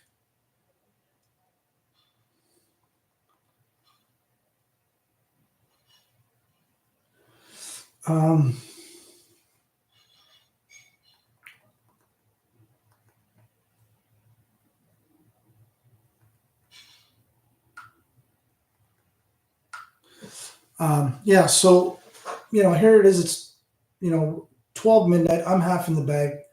And then Dave asked, do you mind helping me, move it? Sure, man. $60,000 pair of speakers. And, we're just moving it. And I'm like, God help me if this thing falls on my fucking head, or worst case, I hurt Dave, right? We got them out of the way. Everybody sat down. We'll listen to the big rig, right? The $1 million system with the big TAD towers. And holy fuck. Now, after everything was said and done, and Jay was done, Dave says, what do you want to hear, Joe, before I shut everything down? My favorite test track at any given fucking show is the Camera Eye off of Moving Pictures, Rush. Dude, I listened to that thing on the $1 million TAD rig. I got the room to myself, sweet spot, and it was like Pierce drums were in the back. Alex Lifeson's on this side of the stage, because I've seen Rush 8 times. Geddy Lee's over it. That's what it sounded like. And I was like, holy fuck. Okay, so anytime I go to these ballrooms and I don't get to hear it the way I want, no. I already listened, been to the Grail, came back, got it on video. If you go to Jay's audio channel or Jay's Audio Lab, if you roll back to the Florida show 2023, you'll see a half drunk brown dude slide open the door and Dave Malaport telling me just go over to the bar. We're shooting a video, come on in, but try not to bother anybody. And after Jay was done his little segment there, I was pouring drinks for everybody, including Jay, right? So yeah, again, a lot of these YouTubers are one personality on their videos, and a lot of guys, the way you see them on camera, that's the way they are. Oh, it was Prio, dude. I'll never forget it for the rest of my life.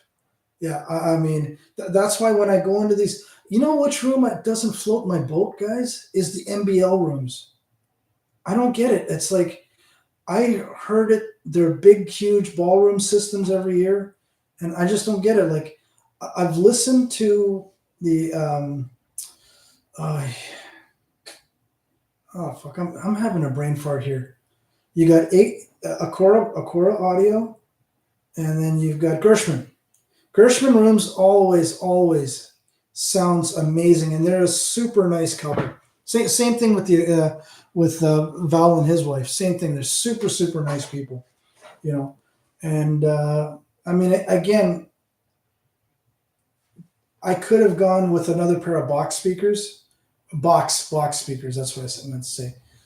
But when I heard Ravi's, well, not Ravi's, but Final Audio's panels, and I'm like, I got to get these in my living room, man.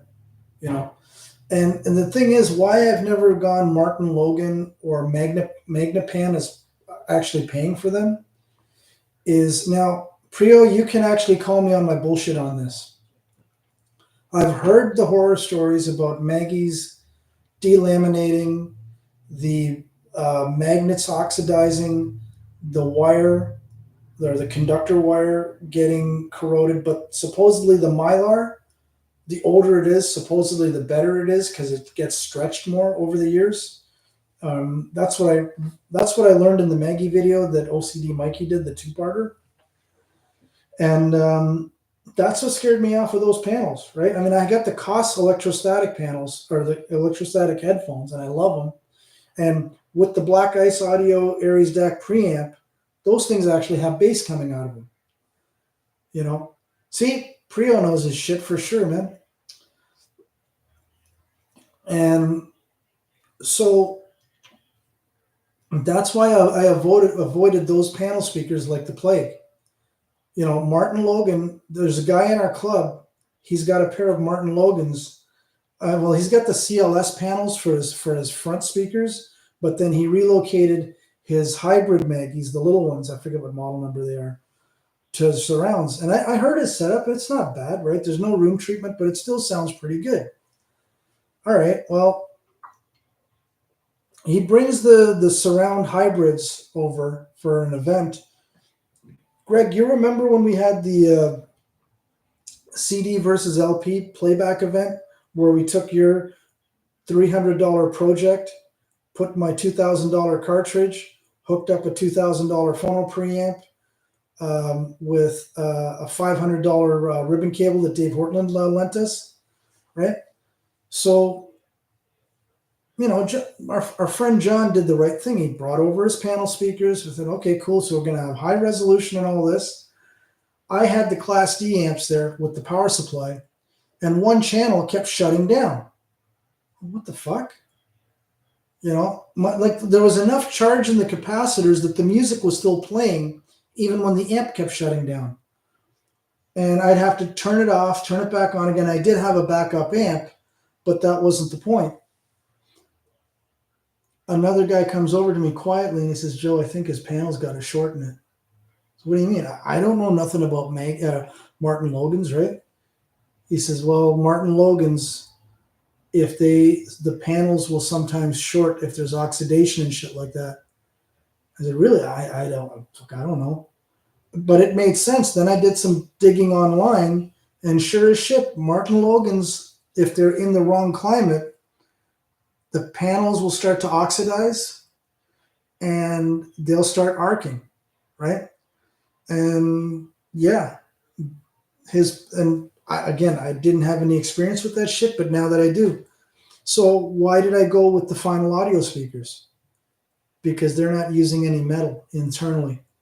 If you go on their website, there is a conductor, obviously, but the conductor is wrapped in this material that they use to spray on the windshields of airplanes, and it actually creates a static charge, right? And the tech is unreal, and now the final audio is back in the owner's hands now because they sold to Philips many years ago. Philips ran it to the ground. The owner bought it back, similar to the PS Audio story and a few other companies. So yeah, I heard these things with Leo's Orchard Audio amps with the silver wire. And I was like, fuck, I got to get these in my living room. And that's when I started the fucking massive sell off. I sold the Cornwalls, I sold the F360 preamp, and then I had to sell the F100 amplifiers. They're over at the music room if anybody's interested. I sold the amps not just because I needed the money to pay for the speakers, but those electrostatic speakers, they're so fucking resolving. If the amplifier is not fast enough and it doesn't have enough oomph, they sound like crap with tubes. What you can do, and we did try this over at Ravi's place, is put a tube preamp in front of the Class D amp and play back the panels that way, right? And his room has no treatment, so it sounds like shit, right? But you go into a demo room where, like the story I said on one of my videos way back when. First time I heard the Cornwall 4s was not at an audio show. It was in a home appliance store that had a clip showroom set up in the middle of it. Terrible acoustics. The Klipsch horns that were set up, my childhood dreams were shot, crushed. La Scala's, same thing, sounded like crap because of the room. It wasn't the speakers, right? And then he played the Forte 4s in them. Okay, we're getting there. Then he turned on the Cornwall 4s on the long wall. Fuck. These things got potential in the right room. That's when I went on the hunt. And then I got those pair, and then I got that mint pair 3 years ago for half the price of list, and drove all the way out to San Diego and back with my son with a rental truck and all. You guys saw the video. So yeah. So I heard these things and I gotta have them. But they sound like crap with a tube amp. We took Thomas's amplifier over there, the TS120. It's a TS34, but the 120 tubes will bias in it properly. And we were like, okay, the bass is there. Mid-range is kind of thick, but there's no treble. Even with the tone controls engaged, we couldn't get it, right? And Thomas warned us, it may not work with the panels the way you think, right? That's the one, like I told you, dude, he's solid. He'll tell you what'll work with his amps and what won't, straight out. So we had the KT88s and all that. It still wasn't, doing it. So Ravi is also a Coda amplifier dealer, right? I'm not going to have a Coda amp in my system because I have my Class Ds. I'm happy. So we hooked up the Coda and we put Thomas's subwoofer outs into the Coda amp, right? Because they're basically line level outputs. There's no filtering on it. Boom. The top end hardness that the room was creating was almost gone. It was a little warmer sounding. But yeah, and again, Ravi and I just got to know him back in October. Super nice guy, very down to earth, knows his mechanical engineering shit inside and out. He's another DSD freak. He's also another surround sound freak like myself. But him and I are on two opposites when it comes to the room. I believe in a treated room, whether it's furniture, carpeting. You don't have to have diffusers and and all that stuff, but you got to have at least a padded carpet or a throw rug with some under padding. That's the Ron Bernay thing, and a nice thick sofa, right? Cloth or, preferably, right? At minimum. He believes in, no, you shouldn't need to treat a room to make the speakers sound good. Supposedly, I'm going to meet the owner of Final Audio in a couple of months. because he's going to be at one of the shows. No, he's going to one of the California shows. And he supposedly is also a believer in you don't need room treatment to make my speakers sound good. Maybe that's a European thing. I don't know. Don't have a clue. But here in the US and probably in Canada too, you got to have some sort of room treatment to make those speakers work.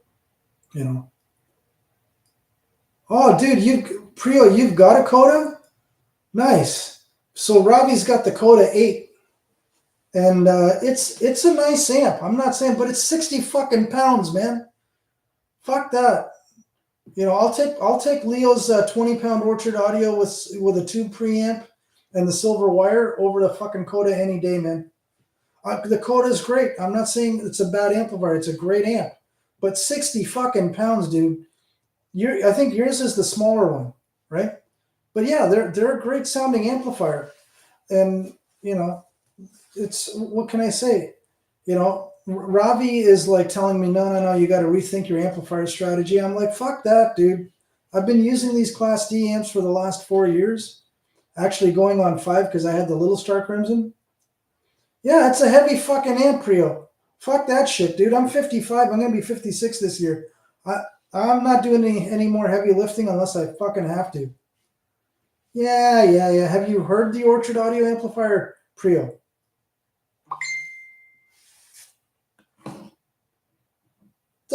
Okay. My buddy from Japan is going to be joining us soon if you guys are going to stay on. Much appreciated, guys. I started this at 5. You guys joined on at about 5:20, so I appreciate you guys hanging on this long. Believe me. Neil, current Maggies use the foils right. I saw the videos. Yep. Neil is correct. 100%. Yes, that is correct. Well, you did try the... okay. Oh, so did you meet Leo from Orchard Audio when you were at the show? Cool.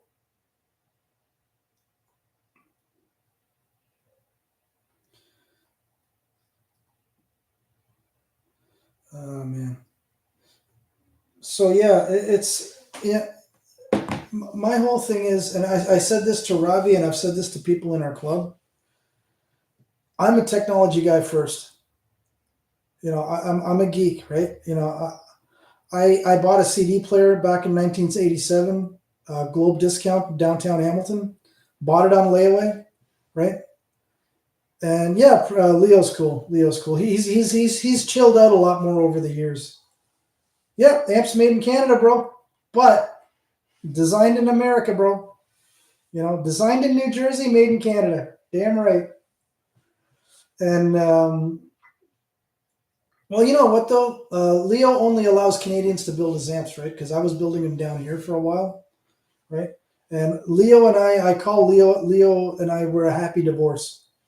You know, we're still going to shows together. We're working. Like I said, we're going to be working a room together again in Florida for the 3rd year in a row. We're happy. Hey, Lakshmi, my brown brother from another mother. Yep. Lakshmi is super cool, guys. He's another Orchard Audio fanboy. Next time he comes back to the US, I'm going to throw some silver wire in that amp and take it to the next level. And so, yeah, Lakshmi, I'll give you the quick story. About 3 years ago, Leo had me building his Ultra amps, right? The stereo Ultras and he was doing kits. You know what? I'm not doing tube amps anymore, Lakshmi. I'm done with it. I'm doing tube preamp, and right before you joined, the Final Audio Electrostatics, I sold my tube amps because they're too slow. The tube amps just completely rolled off the highs. Oh, Sim Audio too, damn. That's that stuff made in Quebec, right? PMCs. I love PMCs. A friend of mine lent me a pair. I think I did a video on it a few years ago. The TB2 studio monitors. Yeah, I like PMC from what I heard from my friend's monitors, but yeah, there's no bass. The little bookshelves, they were hey, Intuit's in the house. Yay, dude. Guys, check out his channel, man. If you wanted to, he's another headphone channel, but he also does speakers and all kinds of weird shit. Hey, Intuit, are you going to Florida?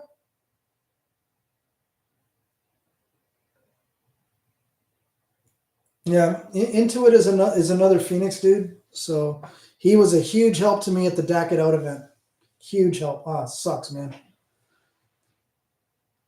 Oh, the PMCs with Leo's amps. Yeah, I don't know. I used my friend's PMCs at a club event.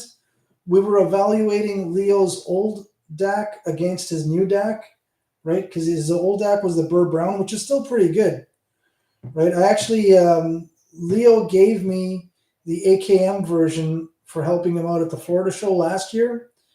But the year before that, I bought the Burr Brown DAC off of him because I sold my PS Audio in order to pay for the Cornwalls. You guys know that story. So, fast forward, and I did this event because Leo wanted to get some data on the, what everybody thought, and we found that Leo's Burr Brown DAC is really good on rock and roll stuff, right? Anything heavy, anything a little. It's a really good DAC for that stuff. But for more analytical listening, like acoustic jazz, classical, his AKM DAC, that's the way to do it. Again, like it's my PCM reference, right? My DSD reference will still be, and probably till the day I die, my PS Audio, FPGA DAC. And, but yeah. So Intuit Reviews, to fill you guys in, he was such a huge help at the DAC event, man. Can't thank him enough. We had quite an event that day, and as I mentioned in one of my videos there, our table looked like the taper section at a Grateful Dead concert back in the 80s. We had fucking cables spewed. We had 2 SPL Electro preamps, guys, right? 2 of them, right? That way we could switch between, I think we had 10 DACs going at one point, right? But then the king showed up. One of the club members, and I was just waiting for it, was the Mark II PS Audio DAC, and it wiped the floor of everything that we had in the room. Unfortunate part was my Mark I PS Audio DAC was at the PS Audio factory getting some work done on it. Because remember, I repurchased the DAC, but I also got the transport that I didn't. Thanks, Intuit. Appreciate it, brother. 2,000 views after 5.5 years. Woo! And yeah, I know to a lot of people that doesn't sound like much, but hey, yeah, that fucking concrete DAC that you got, man. I will come over and listen to it. And by the way, Intuit also has the TS34 Galleon DAC, Galleon amplifier. And, I think he's still got to do the review on that one. Then there's the Orchard. The dude just had a baby back in October, so I cut him some slack with the equipment. He's had the Black Ice Aries DAC headphone preamp after I broke the glass in it, but oh well, that's another story. No, I got the Mark I, man. Hey, is your Mark I up and running now? Did you finally get all that? Because you and I haven't talked in a long time, brother. And by the way, Lakshmi, I'm not drinking. I still have your Japanese scotch that you brought over. Yeah, but I'm drinking this stuff tonight because I'm still saving yours until the next time you come over. I haven't finished the bottle off yet. Big word on yet. Shit. So Lakshmi bought the PS Audio DAC used from TMR. And again, TMR, I've had nothing but cheers, brother. Thank you. And okay, let me get back to the story how I met Lakshmi. So Leo was selling the kits, and stupid me was putting screws in bags and wires, and it was taking me forever, and I was cursing the day I agreed to do this, right? I did 6 of these, shipped them. 3 went international, 3 went domestic. Lakshmi gets his kit, and Leo is super, super supportive when it comes to helping people out, right?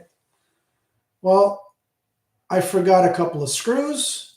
I forgot the Neutrik XLR covers and a few other pieces that Lakshmi had to order online.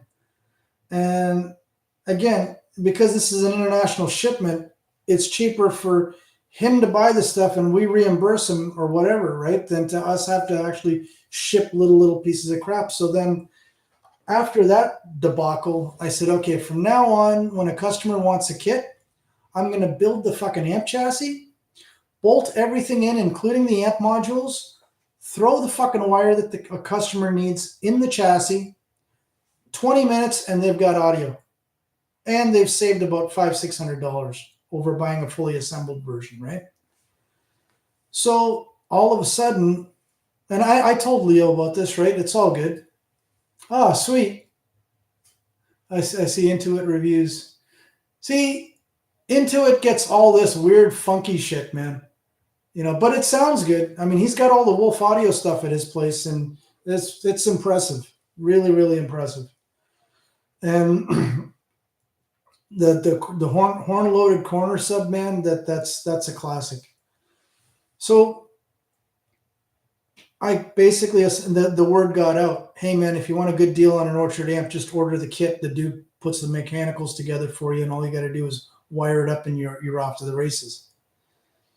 Leo was cool with it because at the end of the day, he's making sales. Customers are happy. Life is good, right? And yeah, I was pumping those kits out like they were going out of style, and yeah. So yeah, that's how Lakshmi and I kind of got to, and then when he travels to the US quite a bit. And last time he was doing a whole tour of SoCal, Arizona, and all that stuff. So he came over to my place. We had an unexpected visitor show up. Yeah, fuck it. I already said to the guys, politics are on the table here. I don't give a shit. So Lakshmi, who I'd never met in person, comes over. We had the whole day planned. We went out to a nice Chinese restaurant, and he treated us. I was supposed to treat him, whatever. Had a great time. We get back to my place. Kids are running around. My wife's happy. That's great. The ladies were getting along great. Him and I were hunkered down in the living room doing our audiophile geeky bullshit. Next thing you know, I'm not going to get into the full details, but a trumper shows up of a friend. Not my friend. I mean, I've got trumpers that are friends. I got one in the house right now. We're all good. We're all buddies. Well, I'm trying to be a polite guest, but at the same time, this guy's out in the backyard shooting his mouth off. I want to be in the living room. Lakshmi wants to be in the living room. And both of us are looking at each other like, dude, we either got to lose this guy or just say, fuck it. And at the end of the day, I think we finally said, fuck it, but we only had like a half an hour, and then they had a dinner thing that they had to go to with another friend and all this stuff. So yeah, it was a clusterfuck, but it shouldn't have been. And it was, I'm hoping the next time Lakshmi comes over, we're going to avoid all that drama, right? But super, super nice guy. And yeah, he brought over a bottle of Japanese whiskey, scotch, sorry, and smooth as silk, and it's still in my kitchen. Still in my kitchen, yep. Waiting for him for the next time. And yeah, sorry, man, totally out of my control. It was a, like I said, we're gonna do it upright the next time.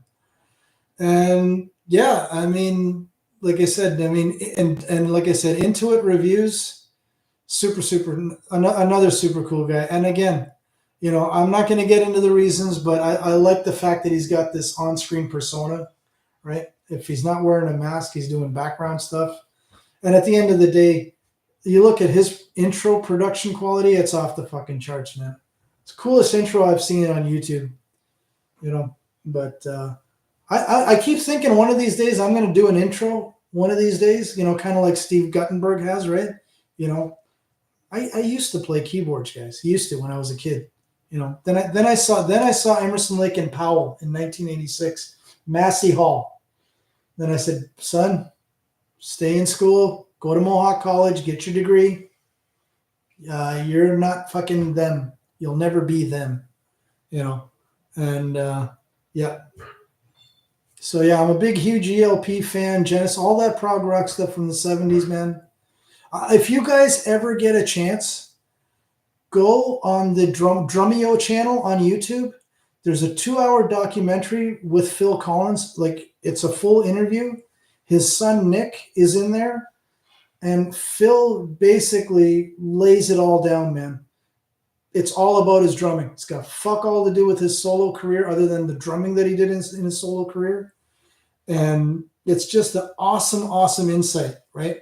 I mean, it's a shame what his body's done to him, right? But even he says in the there's a spoiler alert, he blames his drumming as why his physical thing is falling apart, why he can't play drums anymore.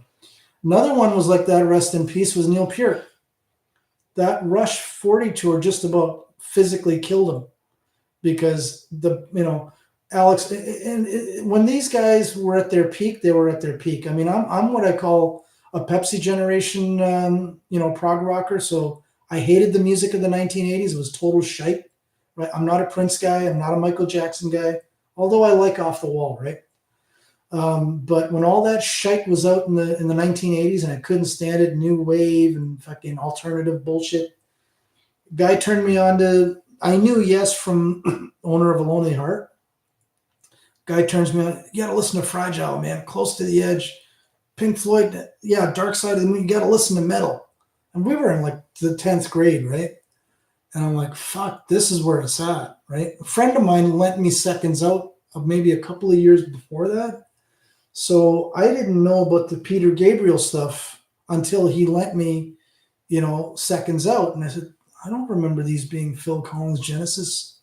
Oh, and then like Foxtrot, it's one of my favorite albums of all time. Supper's Ready, still my favorite track. I can't wait for the 45 RPM vinyl to drop. And yeah, I don't know, Priyo, have you been following the Atlantic 45 RPM releases? You're welcome into it anytime, brother. Anytime. So, like I said, I love vinyl and I hate vinyl, but recently with my whole Intuit reviews. Okay, you weren't on when I was out here earlier. I was talking to Mr. Chibbs about this. I did the Apple update a couple of days ago. Okay, I can't play DSD files anymore via Roon. Completely killed it. The Apple update killed it. Roon hasn't come out with a patch yet. I've tried Parallels on my computer. I use the Windows license and all that stuff, and it's still not happy. It's hiding the damn files. Yep. So you can't. I can see the files in the root folders, but Roon will not recognize any DSD, DSF files at all. Whereas it never had a problem before. So I tried Parallels to see if that would fix that problem. Nope. But I hook up a Windows PC, install Roon on it, my server, boom, no issues. So Apple did it to me again. I stopped updating a year ago because a year ago when I did it, remember I was telling you it would keep time. Anytime the computer went to sleep, I would lose the server. So yeah, fucking they did it again. Fucking Apple. So I don't know what to do. I'm gonna play with it probably on the weekend. So as I'm sure Priyo understands, when digital doesn't work, you got analog. Pop an LP on a turntable, it's always gonna work, right? May not sound as good, but it'll always work. And yeah, man. So I'm kind of glad you guys aren't throwing 1,000 questions at me here in the chat, because this was just a chance to get together and have some fun. And I'm going on 7 o'clock right now. How are you guys doing over there? I know some of you guys, it's 9 o'clock on the East Coast and 6 o'clock on the West Coast. And I was going to steal the club's Zoom, and that way we could all kind of get on there. I was thinking about doing that, but then when I saw nobody joined for the first 20 minutes, I'm like, yeah, fuck it. I'll just stick with the chat. Yeah, that's right into it. That's correct. That's correct. Yeah, turntables for the win. Yeah, when nothing else works, you know. Oh, hey, by the way, into it. I think some of you guys, I kind of hinted on it. I am building the DS Audio optical phono preamp. So DS Audio, if you go on their website, they made the circuit public a few years back. I had no clue. I first saw DS Audio when I went to my first Capital Audio. It was my first audio show ever, and I didn't know that you could play vinyl. I mean, I don't know if you guys are old enough to remember Finale in France. They had the ELP, like E.L.P, laser turntable, where instead of a stylus, it used a laser beam, like in a CD player, would pick up the grooves and all that stuff. Audio Magazine, I believe, did a review and all that good stuff, and they said it was okay, but it still wasn't true. Now you fast forward 40 years, and we're doing stuff like this. So anyhow, they won't support DIYers or small guys like me. But if you guys have been following Meitner, Ed Meitner, they've got their version of this preamp, and it does optical, moving coil, moving magnet, and all that good shit. Well, when I saw that they had the circuit published, because when I first saw it and I heard it, and I said, I got to have this one day. But fuck me. I want to get the DS003, which is the line contact stylus, because I'm not a fan of ellipticals. Ellipticals do not float my boat. I'm really, really sensitive to inner groove distortion, right? And I've never met an elliptical that I liked, except for maybe the Grado Red 20 plus years ago. Anyhow, so I'm going to try to build this thing, and if I get it to work without the cartridge, then I'm going to sell my PS Audio phono preamp, both cartridges, the Quintet Black, the Microbenz wood body, and the Music Room is a DS Audio dealer here in the US. So they are going to help me get a deal and all this other cool stuff. And so basically, yeah, I'm hoping to have this circuit working by next week. And definitely not working on it tonight after I've had like 3 of these already. But yeah, it's basically, it's a really, really cool design if you actually study the circuit. It's a very simple design. And yeah, man, if I get that thing working, right now my investment in there is maybe $50 worth of parts. $50 full far. And their RRA equalization circuit, I think they do an inverse RRA, RIAA. And it's so simple. I've seen other passive and active RIAA circuits, and there's fucking resistors everywhere. And if you've got one in the wrong place, the fucking tuning's out of whack and all that stuff. Yeah, no problem, Greg. Hey, you can always join the club Zoom that probably started about 5 minutes ago. Just hit the Zoom button on our website and you'll be in. I mean, you got this far, brother. And thanks again, Greg. We're going to talk soon, and I'm bringing the speakers to the event. And then from the event, we'll share it amongst the club members because I don't need them anymore. And thanks again, Greg. But yeah, man, if I get that circuit working, guys, it's going to be all over my channel, But again, they will not help out the little guys. They want name brand manufacturers putting their circuit in their preamps, right? Which kind of sucks, but at the same time, it's Japanese, so I guess it's the culture, right? I have no clue.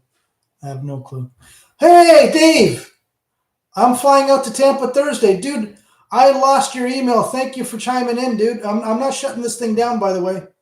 I'm basically staying on as long as people want to stay on. But I'll be there Thursday lunchtime. I'll be in Leo's room for the weekend. They're just like before. But yeah, man, that's awesome that you joined, man. Appreciate it. Appreciate the support. And what else? So yeah, I mean, you haven't really missed too much, Dave, other than Mr. Vinyl, right?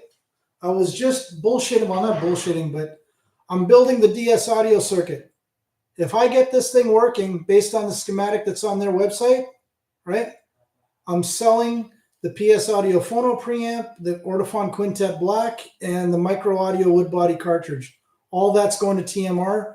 They made me a deal on the DS Audio 003, which is the I think it's the micro line or fine line styles. Because like I told the guys just previous, I hate elliptical cartridges. The ear's still sensitive to integrative distortion, man. Anyhow, so yeah, Dave, that's the big news.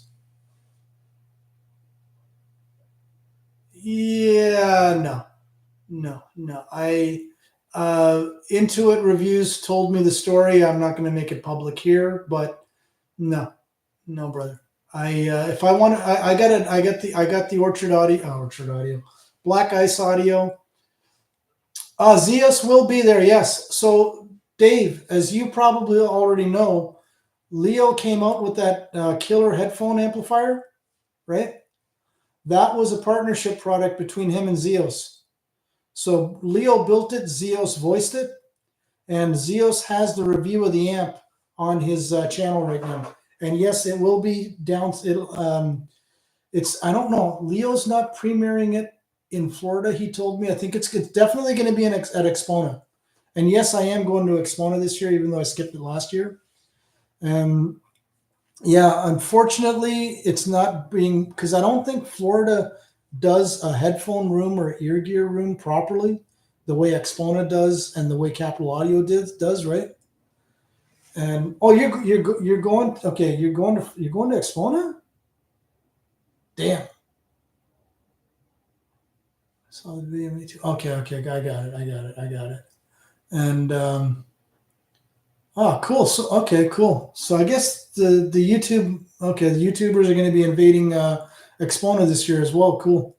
Yeah. I'm looking forward to Florida though, Dave. It's still got the best vibe, but with that new venue, it's in the middle of nowhere, man.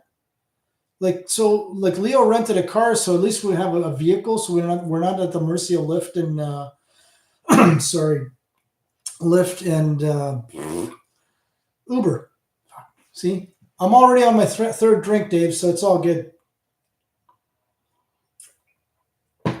And yeah, no, but I'm hopefully the vibe at the show is going to be cool. It's only 4 floors, I think. That's what the Bart was saying.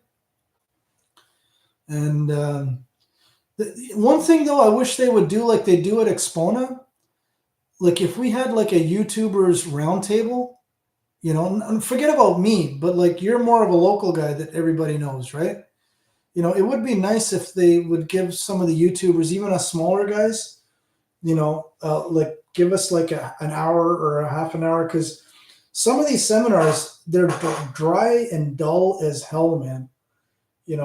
And other ones are like really, really good. Like I was telling, like I gave away my Michael Fremer story, by the way, when he wouldn't let me do the video of him, Jim Anderson, and the European lady on the DSD stuff at my first Capital Audio Fest in 2022. Yeah, I let the guys in the room know. Hey, by the way, Dave, Ed Homewood was in the room there for about almost an hour. So he had some really cool insights in the chat there, if you look in the history. But yeah, man, I mean, and yeah, guys, for my Canadian friends up there, yeah, check out My Own Devices, because Dave has got some really, really super cool stuff. And, and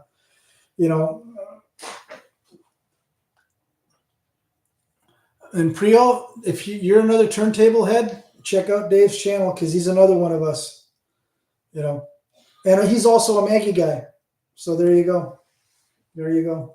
And yeah, Dave, I love these Maggie MMGs for now, man, until the final audio electrostatics will be here at the end of the month, right? So, but in the meantime, the MMGs that my friend gave me, kick fucking ass, man. Nothing wrong with the panels, no delamination issues. The MMGs, they were basically in his closet, he said, for many years. He hadn't fired them up. He hadn't done anything with them. So, you know, the only thing I did was, as you saw in my videos, I ripped out the fuse, reduced the capacitor size. The treble came back, and Leo's amplifiers and Maggie's, man, they're a match made in heaven, dude. You know, I tried Thomas's amp, and Thomas warned me his amplifier on Maggie's bad juju. And yeah, even with the tone controls, didn't help it. I don't know what your experience was like on your big 1.7s there, but I couldn't get, I mean, bass and mid range were amazing, but I couldn't get the top end to work. And Thomas warned me. And yeah, I mean, nice. Yes, I'll be there. I'm just looking through the chat to make sure I didn't miss any of you guys. Oh, which Galleon amp? So it's the TS34, but you can put TS or KT88s in it. So I ran KT88s with it. As you know, Dave, I sold my Black Ice F100s to basically pay for the electrostatics, and that was the other thing I told these guys. As much as I love those amps, they sound like crap on the panels. Those panels, tube preamp, Class D or AB amplifier, beautiful, right? But a tube amplifier on the electrostatic panels that I'm getting, there's no trouble. Completely rolled off and everything else. And Thomas's amp confirmed that. You know, and Thomas even told me before I even plugged it in. Well, yeah, on your Maggie's, okay, fair enough. But I had the KT88s on my little MMGs, and it just didn't, you know, the top end was not really there. I hooked up Leo's amp, and it's beautiful. You know, yeah. But then again, your Maggie's are actual ribbons, right? Mine are planar magnetics. Correct me if I'm wrong. Oh, okay. So yours are also full planar magnetic as well?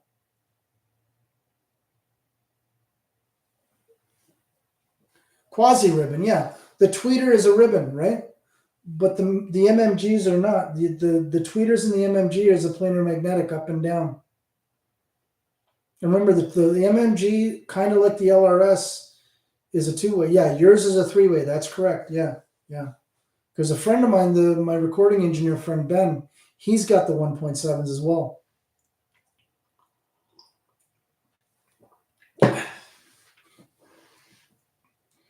And what else? Hey guys, you guys can chime in on the conversation. It's just that I haven't talked to Dave in a long time, you know. And Dave, hopefully we'll be able to go out for dinner next week, because I know we've been bullshitting about it for the last 3 times. And this time we actually no, I think you said you went out to dinner with Leo once, right? I think. All right, I'm using everything with the 1.6X's, yeah. So if you guys go on My Own Devices channel, Dave got a sweet deal on a pair of Maggie's. He's also got his Maggie Horror Story, different speakers, but Maggie Horror Story. And he got a sweet deal on a pair of Maggie's. Shipped them up to what's that, White Bear Lake up in Minnesota. They did a bang up job. He got a new pair of Maggie's for the price of a pair of old ones, including shipping. And yeah, I wouldn't doubt it. I wouldn't doubt it at all. I mean, I watched OCD Mikey's 2-part video, because that's the thing. You guys are all audio geeks. Every time you get a new piece or an old piece of gear, you go down this rabbit hole where you got to know everything about them that you never knew before, right? And yeah, I went into the Maggie rabbit hole about removing fuses, doing this, capacitor upgrades. Some crazy guys ripped the crossover out altogether and went all DSP with the bass panel, with the treble panel, or the mid-range panel, depending. And no, I'm going to be relocating the MMGs to my surround channels, so I don't need to do any of that stuff. Oh, and Dave, I am going to be retiring the Bose 901s. Will I be selling them? Yeah, you know what, though? Part of the reason for that, if you look at the OCD Mikey videos, they did mention one thing. They will not sell to people in Hawaii. The reason being the humidity eats away at the wire that runs through the speakers and also oxidizes the magnets. So they will not sell to people in Hawaii, and you're basically on a humid island, and that's why you can't get them. And that's not bullshit coming out of my mouth. That's right from Maggie on the OCD Mikey video. Again, I went down the rabbit hole. I had to know everything, right? And yeah, but that's funny. Anytime I go on to Dave's live streams, I kind of hijack it, and now Dave's doing it to me. Cheers, brother. It's super nice. And fucking guy's tall, man. I'm only 5'7", dude. Too many, yeah, directs. Now, here's the thing, Neil. Everything, you are correct, right? But the final audio speakers that I'm getting, completely immune. Humidity, direct sunlight, the whole works. No issues. Completely different design. Yeah. So, and Dave, well, the thing is, though, Dave, you got yours upgraded, right? The only now the one thing in OCD Mikey's video, and I again I learn something new every day, right? Like the rest of us. The Mylar is the secret. The older the Mylar, according to the video and the Maggie guy, the crazy kid with the hat, the stretching is the magic. The older the Maggies are, right? And he was showing us a 50-year-old decrepit pair of timpanis. Right, Mick, thank you, Dave. Decrepit. I mean, everything was falling out of the fucking panels, right? And they basically said the only thing good in this 50-year-old panel is the Mylar. Everything else is shot. So they're going to rebuild the whole thing, new cloth, the whole. And I think the video is maybe 2 years old. And he was showing it was nasty. They were just the nastiest pair of Maggies you ever saw, you know, But yeah, I got lucky with the MMGs and I fell in love, man.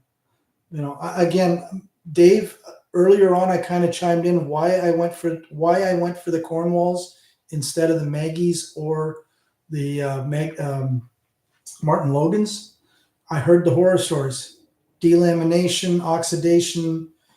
In the case of Martin Logan's arcing, panels that arc. Yeah, that's correct. Yeah, Rebuilt is on OCD's channel. That's correct. Yeah. The guy's timpani. Yeah, right on. And yeah, I just, you know, and I got the MMGs, which are the predecessor to the LRS and LRS pluses. Yeah. You're right. You're right. The thing is, I'm not a follower of OCD Mikey or who I call the Good J, right? But you've met those guys in person, and I've met those guys in person, and they're cool. They're super, super cool people in person. Their YouTube persona is one thing, but in person, they're like, you know, they're okay. They're cool to hang out with, right? And but again, my own devices channel, Dave, what you see on his channel is what you get in person, dude. Super, super cool. You know, we started shooting the shit the first time I met him. Just yeah, and that's the other thing you and Dave have in problem. You guys are tall fuckers, man. Both of yous, right? I'm a short little fucker, 5'7". You two guys are tall. You know, it's intimidating for little guys like me, man. See, third drink. I haven't got no gummies tonight because, like I told you guys, I forgot to go to the store and, you know. And Lakshmi, you still can't get Maggie's in Japan. What else? Yeah, no, you're right. No, Dave, dude, I'm the same way on my channel. I tell everybody straight up front, I'm a shill for Black Ice Audio. I'm a shill for Orchard Audio. I'm a shill for PS Audio. Unpaid shill, mind you, but still a shill, right? Now I'm a shill for Final Audio. And it's all the companies that got audio on the end of it I seem to be a shill for, right? And, but yeah, I mean, you know, the thing I like about Dave's channel is, like me, he doesn't pull any punches. It either sounds good, and anybody who's got a pair of Proact towers that are one of his references, dude, fucking A, you know. And what else he talks shit? Yeah, I know he talks shit about Orchard because he's an AGD dealer, motherfucker. Not you, motherfucker. Him, motherfucker. Right? Yeah, because he deals for fucking AGD. That's why. See, how many? See, I could do these live streams on a weekly basis, but I'd be fucking drinking booze like it's going out of style, you know. But I hope I have not been boring you guys with my bullshit tonight. That's all I got to say. For those of you that have hung in this long. But yeah, no, he does talk shit about Orchard Audio. I saw that because again, now I've met what's his name, AGD Alberto Guerrero.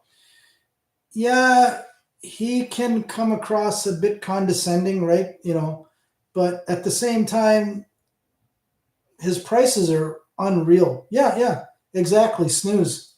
Yeah, exactly. His prices are unreal. I mean, the GANFET market is starting to get crowded, right? I don't know if you guys saw the SMSL Chinese GANFET amp that came out back in December.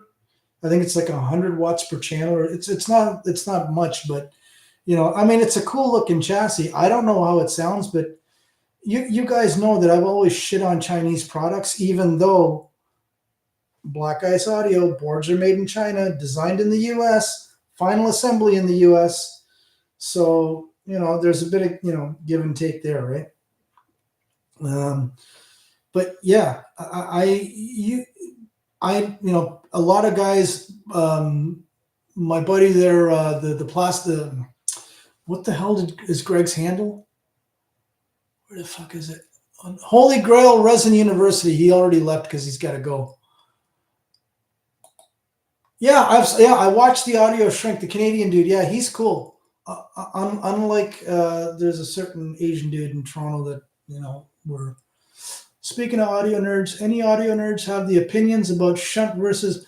Yeah, so Intuit texted me about that the other day, and I keep talking, guys, amongst yourselves. I've got something I want to show you guys that's kind of pertinent to Doug. Doug, you know what? Before you buy it, I don't know if you want me to wire this piece of shit for you. Where the fuck is it? I have a ladder pot that the owner of where the hell? I have a ladder. Well, there, it's down here. God damn it! I got these Tupperware thingies that are like. Hang on. Dude, I should not be playing Jenga with these Tupperware boxes while I've been drinking. If you guys saw the camera right now, you guys would be laughing your arses off. I found it. I don't know. This is a mono. Okay. Intuit Reviews. I got something for you. I could build it for you, or I can wire it up at your house when I come over. I'm gonna unearth these for the first time on this channel. Hopefully, okay, you guys are. I know I'm nuts. Dave's already met me when I was stone sober in Florida. Ooh, god damn it. Intuit Reviews. Do you see this? There's the camera. Ooh, there's the pointy side. Ooh. Ooh, look at that V-shade metal film, 1%. You gotta like that. Hey, now comes the Canadian accent. Don't you worry about it. We're gonna give her. See, we're gonna give her right there. Look at that. You hear the clicks? Just like a shit. Just like a shit. It's clicky. It's clicky. See? God damn it. You see what happens when you get a YouTuber drinking on the air? Look at that. I got two of them, man. Look at that. There you go. It's going to be a single-ended affair, but, because, that's all we can do here, right? So the gentleman that owns Argent Pure that I built the silver-wired Orchard Audio amps for, he gave me these about 2 years ago. And I warned him, I'm not going to waste my time with this shit. I'm not going to do fuck all with it. And then, Dave Intuit Reviews there popped the question to me via text, and I'm like, I haven't tried it, and now you guys know why I haven't tried it. I'm about to play Jenga with these fucking Tupperware boxes again. This fucking thing falls over. I'm in so much shit tonight. There we go. Hey. Oh, god damn it. All right. So there you go. World premiere. Intuit, if you're interested, I'll build it. Yes, sir. That is a V-shape plus AMG. That is correct. One per channel. So it's going to be a single-ended affair. Right? And again, that thing, I saw that pot and I'm like, how in the hell am I going to do this? And the thing with, remember, Leo's Class D amps are balanced, right? So there is a cheap workaround that I do. Leo's not happy about it, but I do it anyways. You lose the 6 dB of gain, but I can make the RCA go into an XLR, and it's super clean, super nice, but it's 6 dB down. Yeah, those were given to me for nothing. Yep. He got them off of an eBay auction, and I told him, I said, I looked at it and I'm like, dude, this is not worth my time. But for you Intuit, I'll do it. When I come over to your place, I'll bring the pots over and we'll figure out a game plan. But it's going to be a totally passive thing. There's not going to be any op amps or active sections, so I don't know how that's going to work in your rig.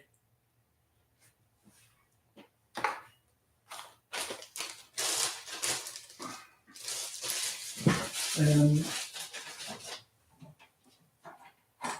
so,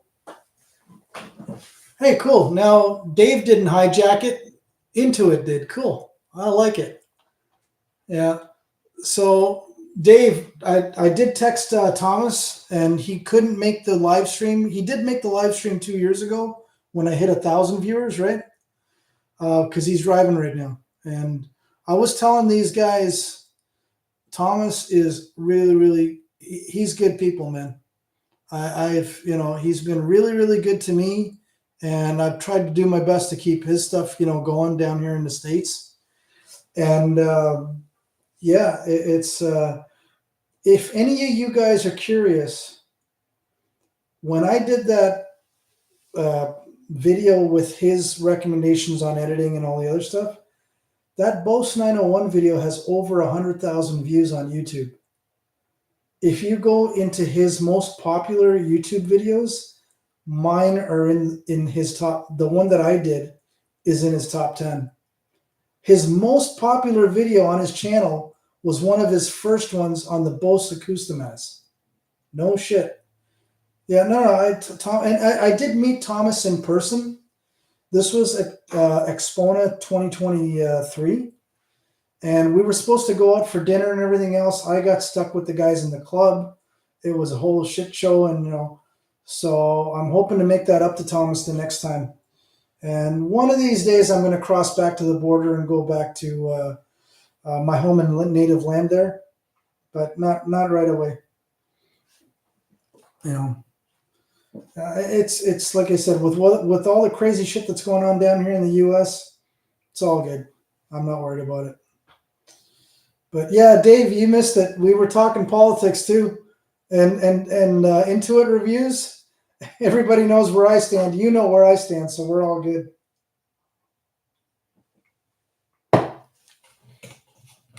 Yep, we're on clip number 4, guys. Hey, if you guys ever get a chance, Guttenberg did do a video where he was actually drinking in a video to see how it would change his listening experience. No shit. It was kind of like any of you guys watch WKRP back in the day? I loved that show. That's still my favorite sitcom of all time, right? WKRP in Cincinnati. That's still my favorite sitcom of all time.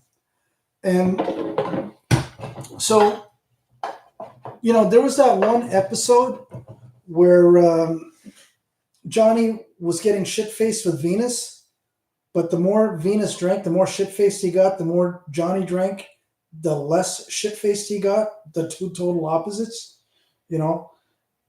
And so Guttenberg did his kind of version of that. And you got to look in his fucking web channel there.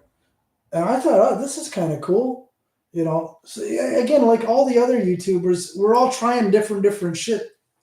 Wait a minute, you're moving to England, Dave? Did I miss something here? So are you like retiring and saying, "Fuck it, that's it. I'm going to where my wife came from"? Because I'm going to be doing the same thing in 9 years. I'm moving to Mexico, but not the Riviera or the beach front shit. I'm going to be moving to Mexico City. But no, that's cool, man. I all the best, and we'll keep in touch. Go to the Audio Lounge in Soho if you're going to be in the London area. My buddy Gianto owns that one. That's the video I did that hardly anybody watched about a year and a half ago.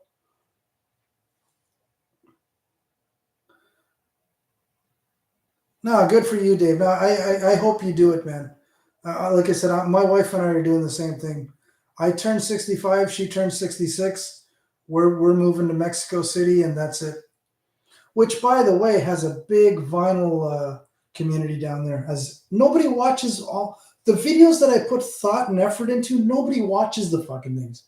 And the ones that I just spew crap out of, everybody seems to like it. I can't get the YouTube algorithm, man. I don't get it, you know. But no, I went to London for the first time in my life there a year and a half ago with my son to go see the F1 race, and seeing Lewis Hamilton get third place on the podium, dude, that was awesome.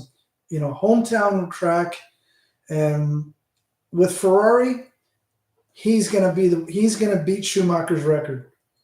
You know, I'm fucking telling you guys, forget about this. Is not that, well, it is the booze talking, but even if I was stone sober, yeah, you fucking watch. You know, Mercedes fucked him over so bad.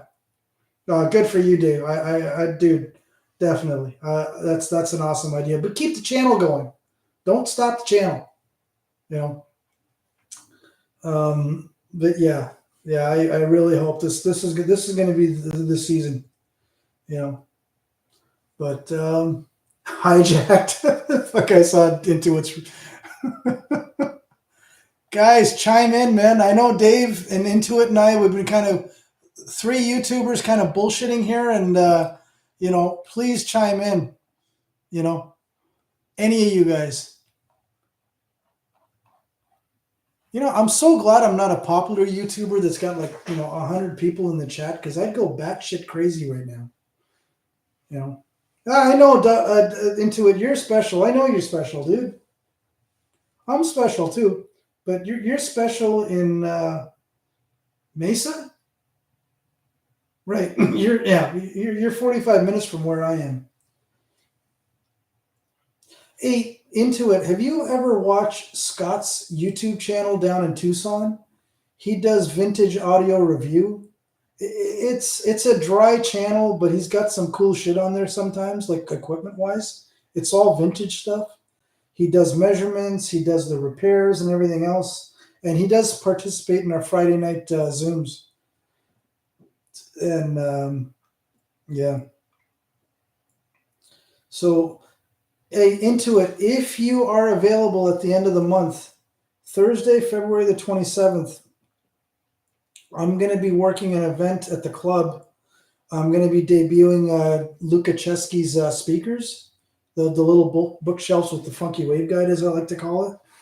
And so, if you want to hear them, I'm gonna use Leo's DAC, the Orchard Audio amplifiers with the silver wire, and yeah, it's going to be all digital sources because it's a lot easier than dragging a turntable out to an event. But I rip vinyl, as you guys know, so anybody wants to hear vinyl at an event, that's the other joke that we have, and Dave knows this firsthand. Guy comes into the room and says, "Hey, you got any vinyl?" And I'm like, okay, I saw your comment there into it. Yeah. Well, like I said, it's a bunch of old. You got to remember, you would be the youngest one in the room. Okay. So we tried it. We can run the events past 9 p.m. That's not a problem, right? I've done it before. Um, we went till 11 o'clock at night with Poetry on Plastic, Michael Johnson there 2 years ago. So, God damn it, now I got off track again. Thanks, Dave. Thanks, Intuit. Over dusty Jap. I'm mostly into over dusty Japanese gear. That's awesome, man. Yeah, but you know the Pioneer SX 3700 that I gave you shit about? Okay. I'm like, I had that thing. It got me through high school. It got me through community college. Man, I dumped that thing for $50 up in Ottawa at one of those pawn shops. Yeah, pawn shop up in Ottawa. I got rid of it for $50 and never looked back, man.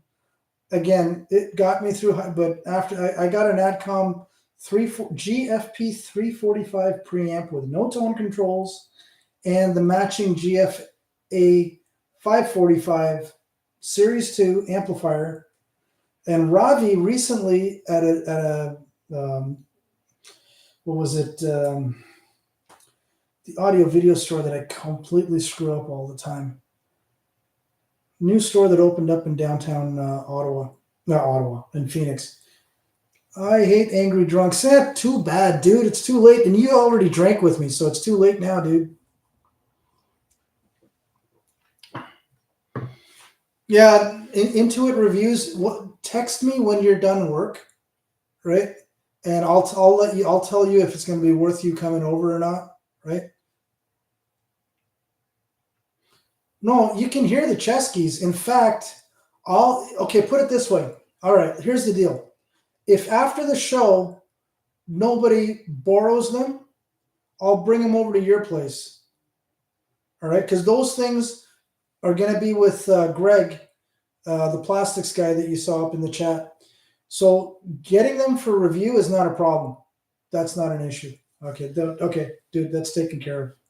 Yeah, yeah, because the thing is, Intuit Reviews was at Capital Audio Fest, and he was not far from the Chesky room, but he could not get out because I'm not going to get into the drama, but Intuit was being used and abused by the dude that ran the room that he was in, which is not cool. You know, again, with Leo and me, anytime we're running a room, when he plays demo music, I go running out in the hallway to do meet and greet and everything else and get the people into the room. Because as you guys know, I can't stand demo music. Ah, nice. Yeah. The name I've heard, okay. So there's a store here in North Scottsdale. They have the name set up with the Focal Grand Utopias and the refrigerator-sized name amplifiers. And I had them play ELP Tarkus on it. And yeah, it was nice. It was really, really, really nice. Can't argue. I don't think it was it wasn't LMC, or maybe it was. But Cinematic AV, that is the new game in town, and they're really, really cool people. I got to know them. The club had an event at Cinematic AV last month. I missed it because I had a work travel thing, but I did meet up with them later on. Super, super nice guys. And so, yeah, Ravi, in a raffle at the event, he won a pair of GFA 555 Series 1s. And one of the channels, the fuse was blown. I replaced the fuse. I looked inside. None of the caps were blown. This amp had to be at least 35 to 40 years old. None of the caps were ballooned. Everything was clean inside. Not even dust or dust mites, nothing. I said, but it's a thin sounding amp, man. I mean, it's a thin sounding amp in 2025, but in 1995, it was my baby, or the GFA was anyways. So yeah, 1983 model. Yeah, my own devices is correct. That is 100% correct. See, I thought I was the audio historian here, but Dave's got 10 years on me, so there you go. Actually, you know what? You and Ed are the same age. Yeah, Ed just turned double sixes. And you're not far behind him. And I'm not far behind you, so there we go.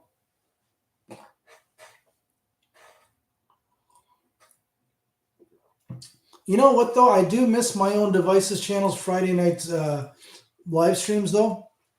He still gets more attendance on it than I do, but then this is my second one in 2 years. So there you go. Yeah.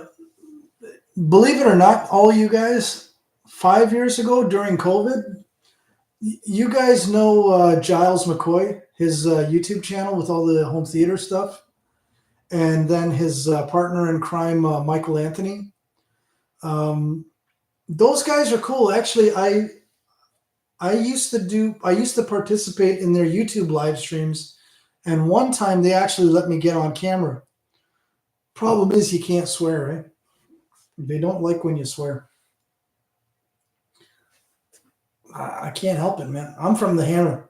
I'm from Hamilton, Ontario. I can't help it. You know, born and raised in a garage. Went to Mohawk College, Knowledge College of Sex and Tartsology, but let's not go there. For the Canadians that are still in the room, they know what I mean.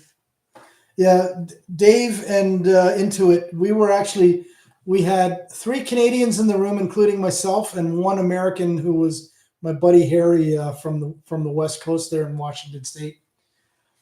He bought one of Leo's amplifiers and had me do the silver wire mod on it, and he's been happier than pig and shit ever since. And yeah, how are we doing on time, guys? Fuck, it's only 7:45 where I am. I'm gonna give this live stream, guys, 15 more minutes. But I mean, the fact that you guys showed up, you know, the fact that Ed showed up, the fact that Dave showed up, and Intuit, you know, I was desperately texting people and all that cool stuff, and you know, I mean, I could do this on a weekly thing if I really, really wanted to, and you know, get my shit together. You know, I tried to warn people 3 days ahead of the stream, ahead of the live stream. You know, but but again, I don't even monetize my channel, guys, right? Oh, the Canadian economy is fine, dude. Their eggs are cheap. Mexican economy is fine too. Their eggs are cheap. The U.S. economy is all fucked up.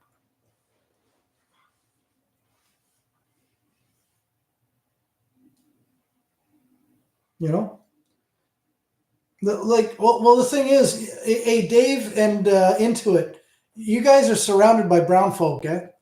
Because I'll tell you right now, aside from me, Priya Ganguly, he's another fellow Bengali, but he talks like me. Neil Kay's another brown dude. And we had, well, Mr. Chibbs, no, he's not.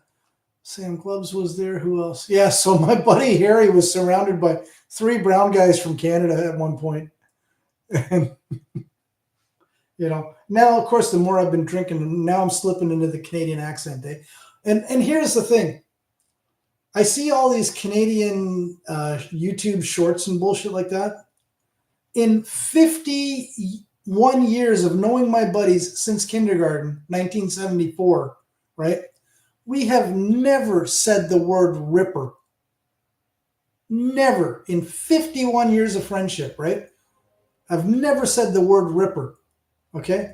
I don't know where the fuck that came from, right? Never said it. Is anybody going to be able to afford audio gear? Oh, you mean with the tariffs? Well, Lakshmi, you missed the conversation. So the final audio speakers that I'm buying, that I sold my soul and all my audio stuff to buy, $8,000 pre-election. Post-election, $12,000. Yeah, no, my own devices is correct. Yep, 100%, bro. I agree with you. Yep. Yeah. You know. Yeah, and I get where my own devices Dave is coming from. No, I get it. No, he's on point. He's on point.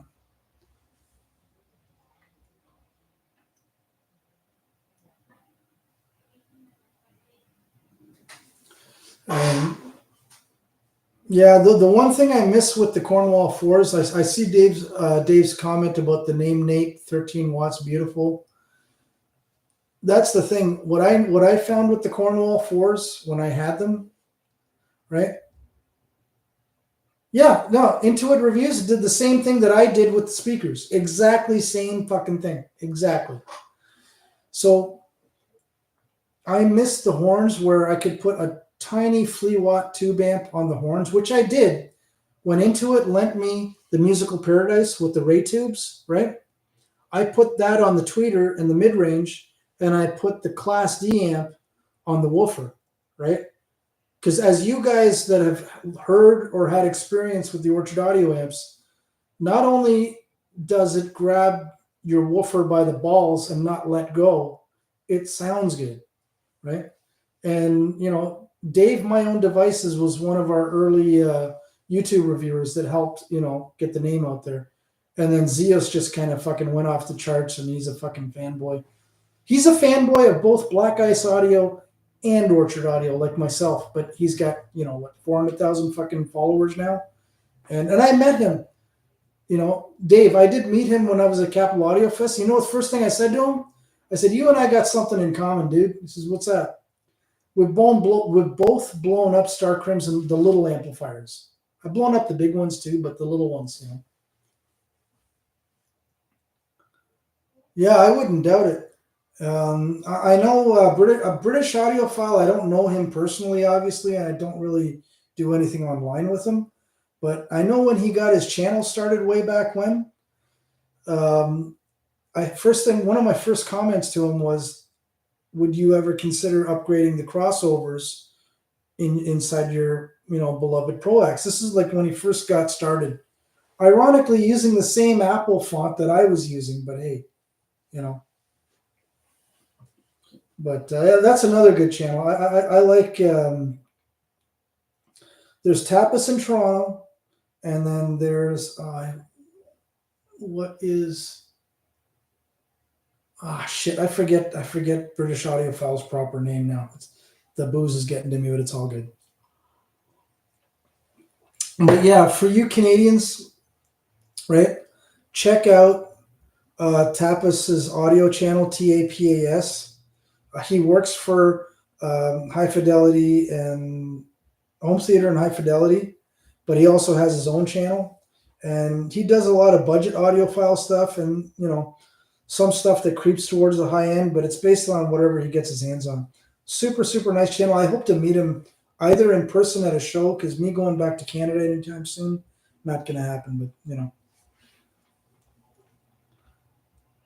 Yeah, that's what silly tariffs. Yeah, yeah, yeah. Okay, then Nate also drives a Pro X beautifully. Yeah, yeah. That's what I miss about the Cornwalls. And now, like I said, I'm getting these final audio electrostats, Dave. A tube amp will not drive them nicely. Sounds like crap. But give it a Class D or a really, really good Class AB amp like the Coda that my friend Robbie is a rep for. But you'll never see a Coda in my living room. No, I'm an Orchard Audio fanboy, and I will be, because A, I'm vested in it. B, if it sounds like crap, I'm going to say it outright. Everybody was telling me, "Why don't you review Fosse?" Why the fuck would I want to review Fosse when I've got Orchard? Why? Right? Everybody was telling me, Eversolo. Why are you shitting on Eversolo? Why are you shitting on Wim? I'm like, well, back then I was a Blue Sound guy, right? Blue Sound. Ever since that thing died, and they would give me zero customer support. Yeah, I don't know if you guys saw my son taking a hockey stick and a puck to the Blue Sound, but I still got to work on that video. And Randy, good old Cheap Audio man, he let the cat out of the bag because he was allowed to. I knew the cat and I knew the bag back in November. I bought the Cambridge Audio AXN10, the big one, because I like big stuff, right? So Amazon is not released yet on that platform, but it will be. And as soon as it drops, I'm fucking dropping a video, because I loved Blue Sound. I loved the way the platform worked, everything else, but they pissed me the fuck off. Anything, again, Lenbrook, that whole fucking group with the NAD stuff, and PSB loudspeakers. I met Paul Barton, a super nice guy. Did a Zoom with him, awesome person, right? To talk to, super, super knowledgeable. I never owned the speakers, not because I don't like them, but hey, you know, now anything to do with Lenbrook, including NAD, fuck them. Sorry, that's my attitude. Cambridge Audio, that day I met Ed Homewood, old guy hi-fi outside. Not only did they give me a deal, right? They helped me out and they said, look, man, don't open your big mouth about Amazon. Wait till we do it. Okay. They did it through Randy, and that's cool. And the same thing with that Italy trip that all those guys took. I got in touch with not Fidelis, uh, the Italian importer guys. Anyways, I got in touch with Steve via email, and we had a few email exchanges. It was cool, and I wanted to hear the per listens within the U.S. Now, I totally get they're not going to give me a Mickey Mouse channel like myself a free ride to Italy and back just to review their stuff, knowing that the exposure is not going to be what you think it is, right? That's cool, right? But a lot of guys were really, really shitting on everybody that went on that trip, and I don't get it. They've got YouTube channels that are way bigger than mine, right? So be it. They took advantage of it. I would have too, right? So there you go. There, but the YouTubers that I don't like, I've kind of hinted towards them in this thing here. One of them is the what I call the Bad J up in Toronto. I just find him very condescending on his videos, and everything is the best. Ron and I had a really good rapport for many years. Unfortunately, that kind of ended last year. My fault. I'm not going to blame him. It's my fault. But yeah, shit happens, and But anyways, guys, okay? We're closing in on 8:00. Is there? I want a free ride to Munich. How can we make that happen? Intuit? Fuck you. Me first. Honestly, though, Intuit brought up a really good point. My wife and I were thinking about doing a European tour. We were thinking about going to Munich. I go see the show. We go tour Germany because my dad lived there for many years back in the 1960s.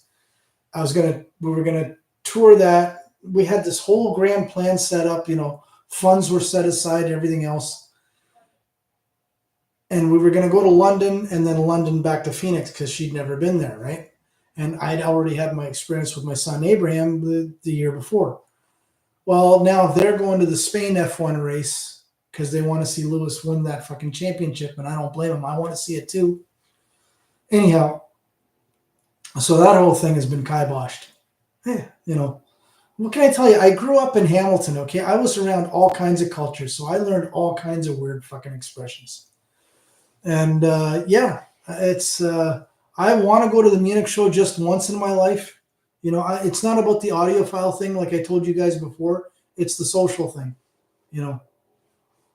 But you guys, any of you who did see my video when I did go to England and I went to Jayantha's audio lounge there in Soho, I was totally blown away.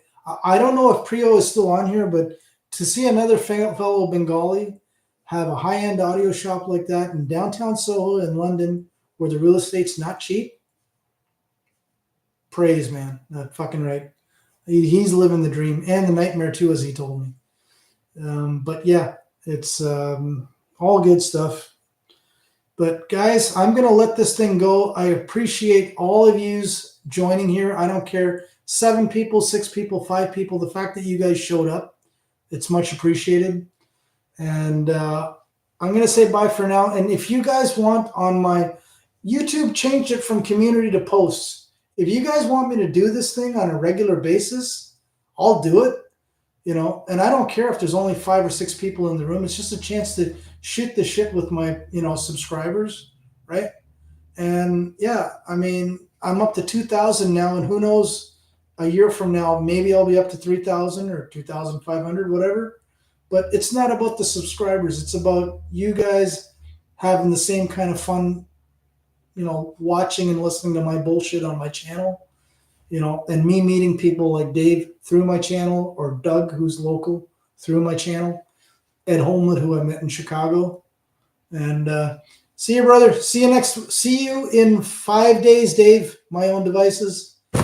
Thanks again, guys. I'm gonna let this thing go and take care. Bye for now, and hopefully you guys will be paying attention in the next video. Oh yeah, like and subscribe. Tell your friends. All right. Bye for now.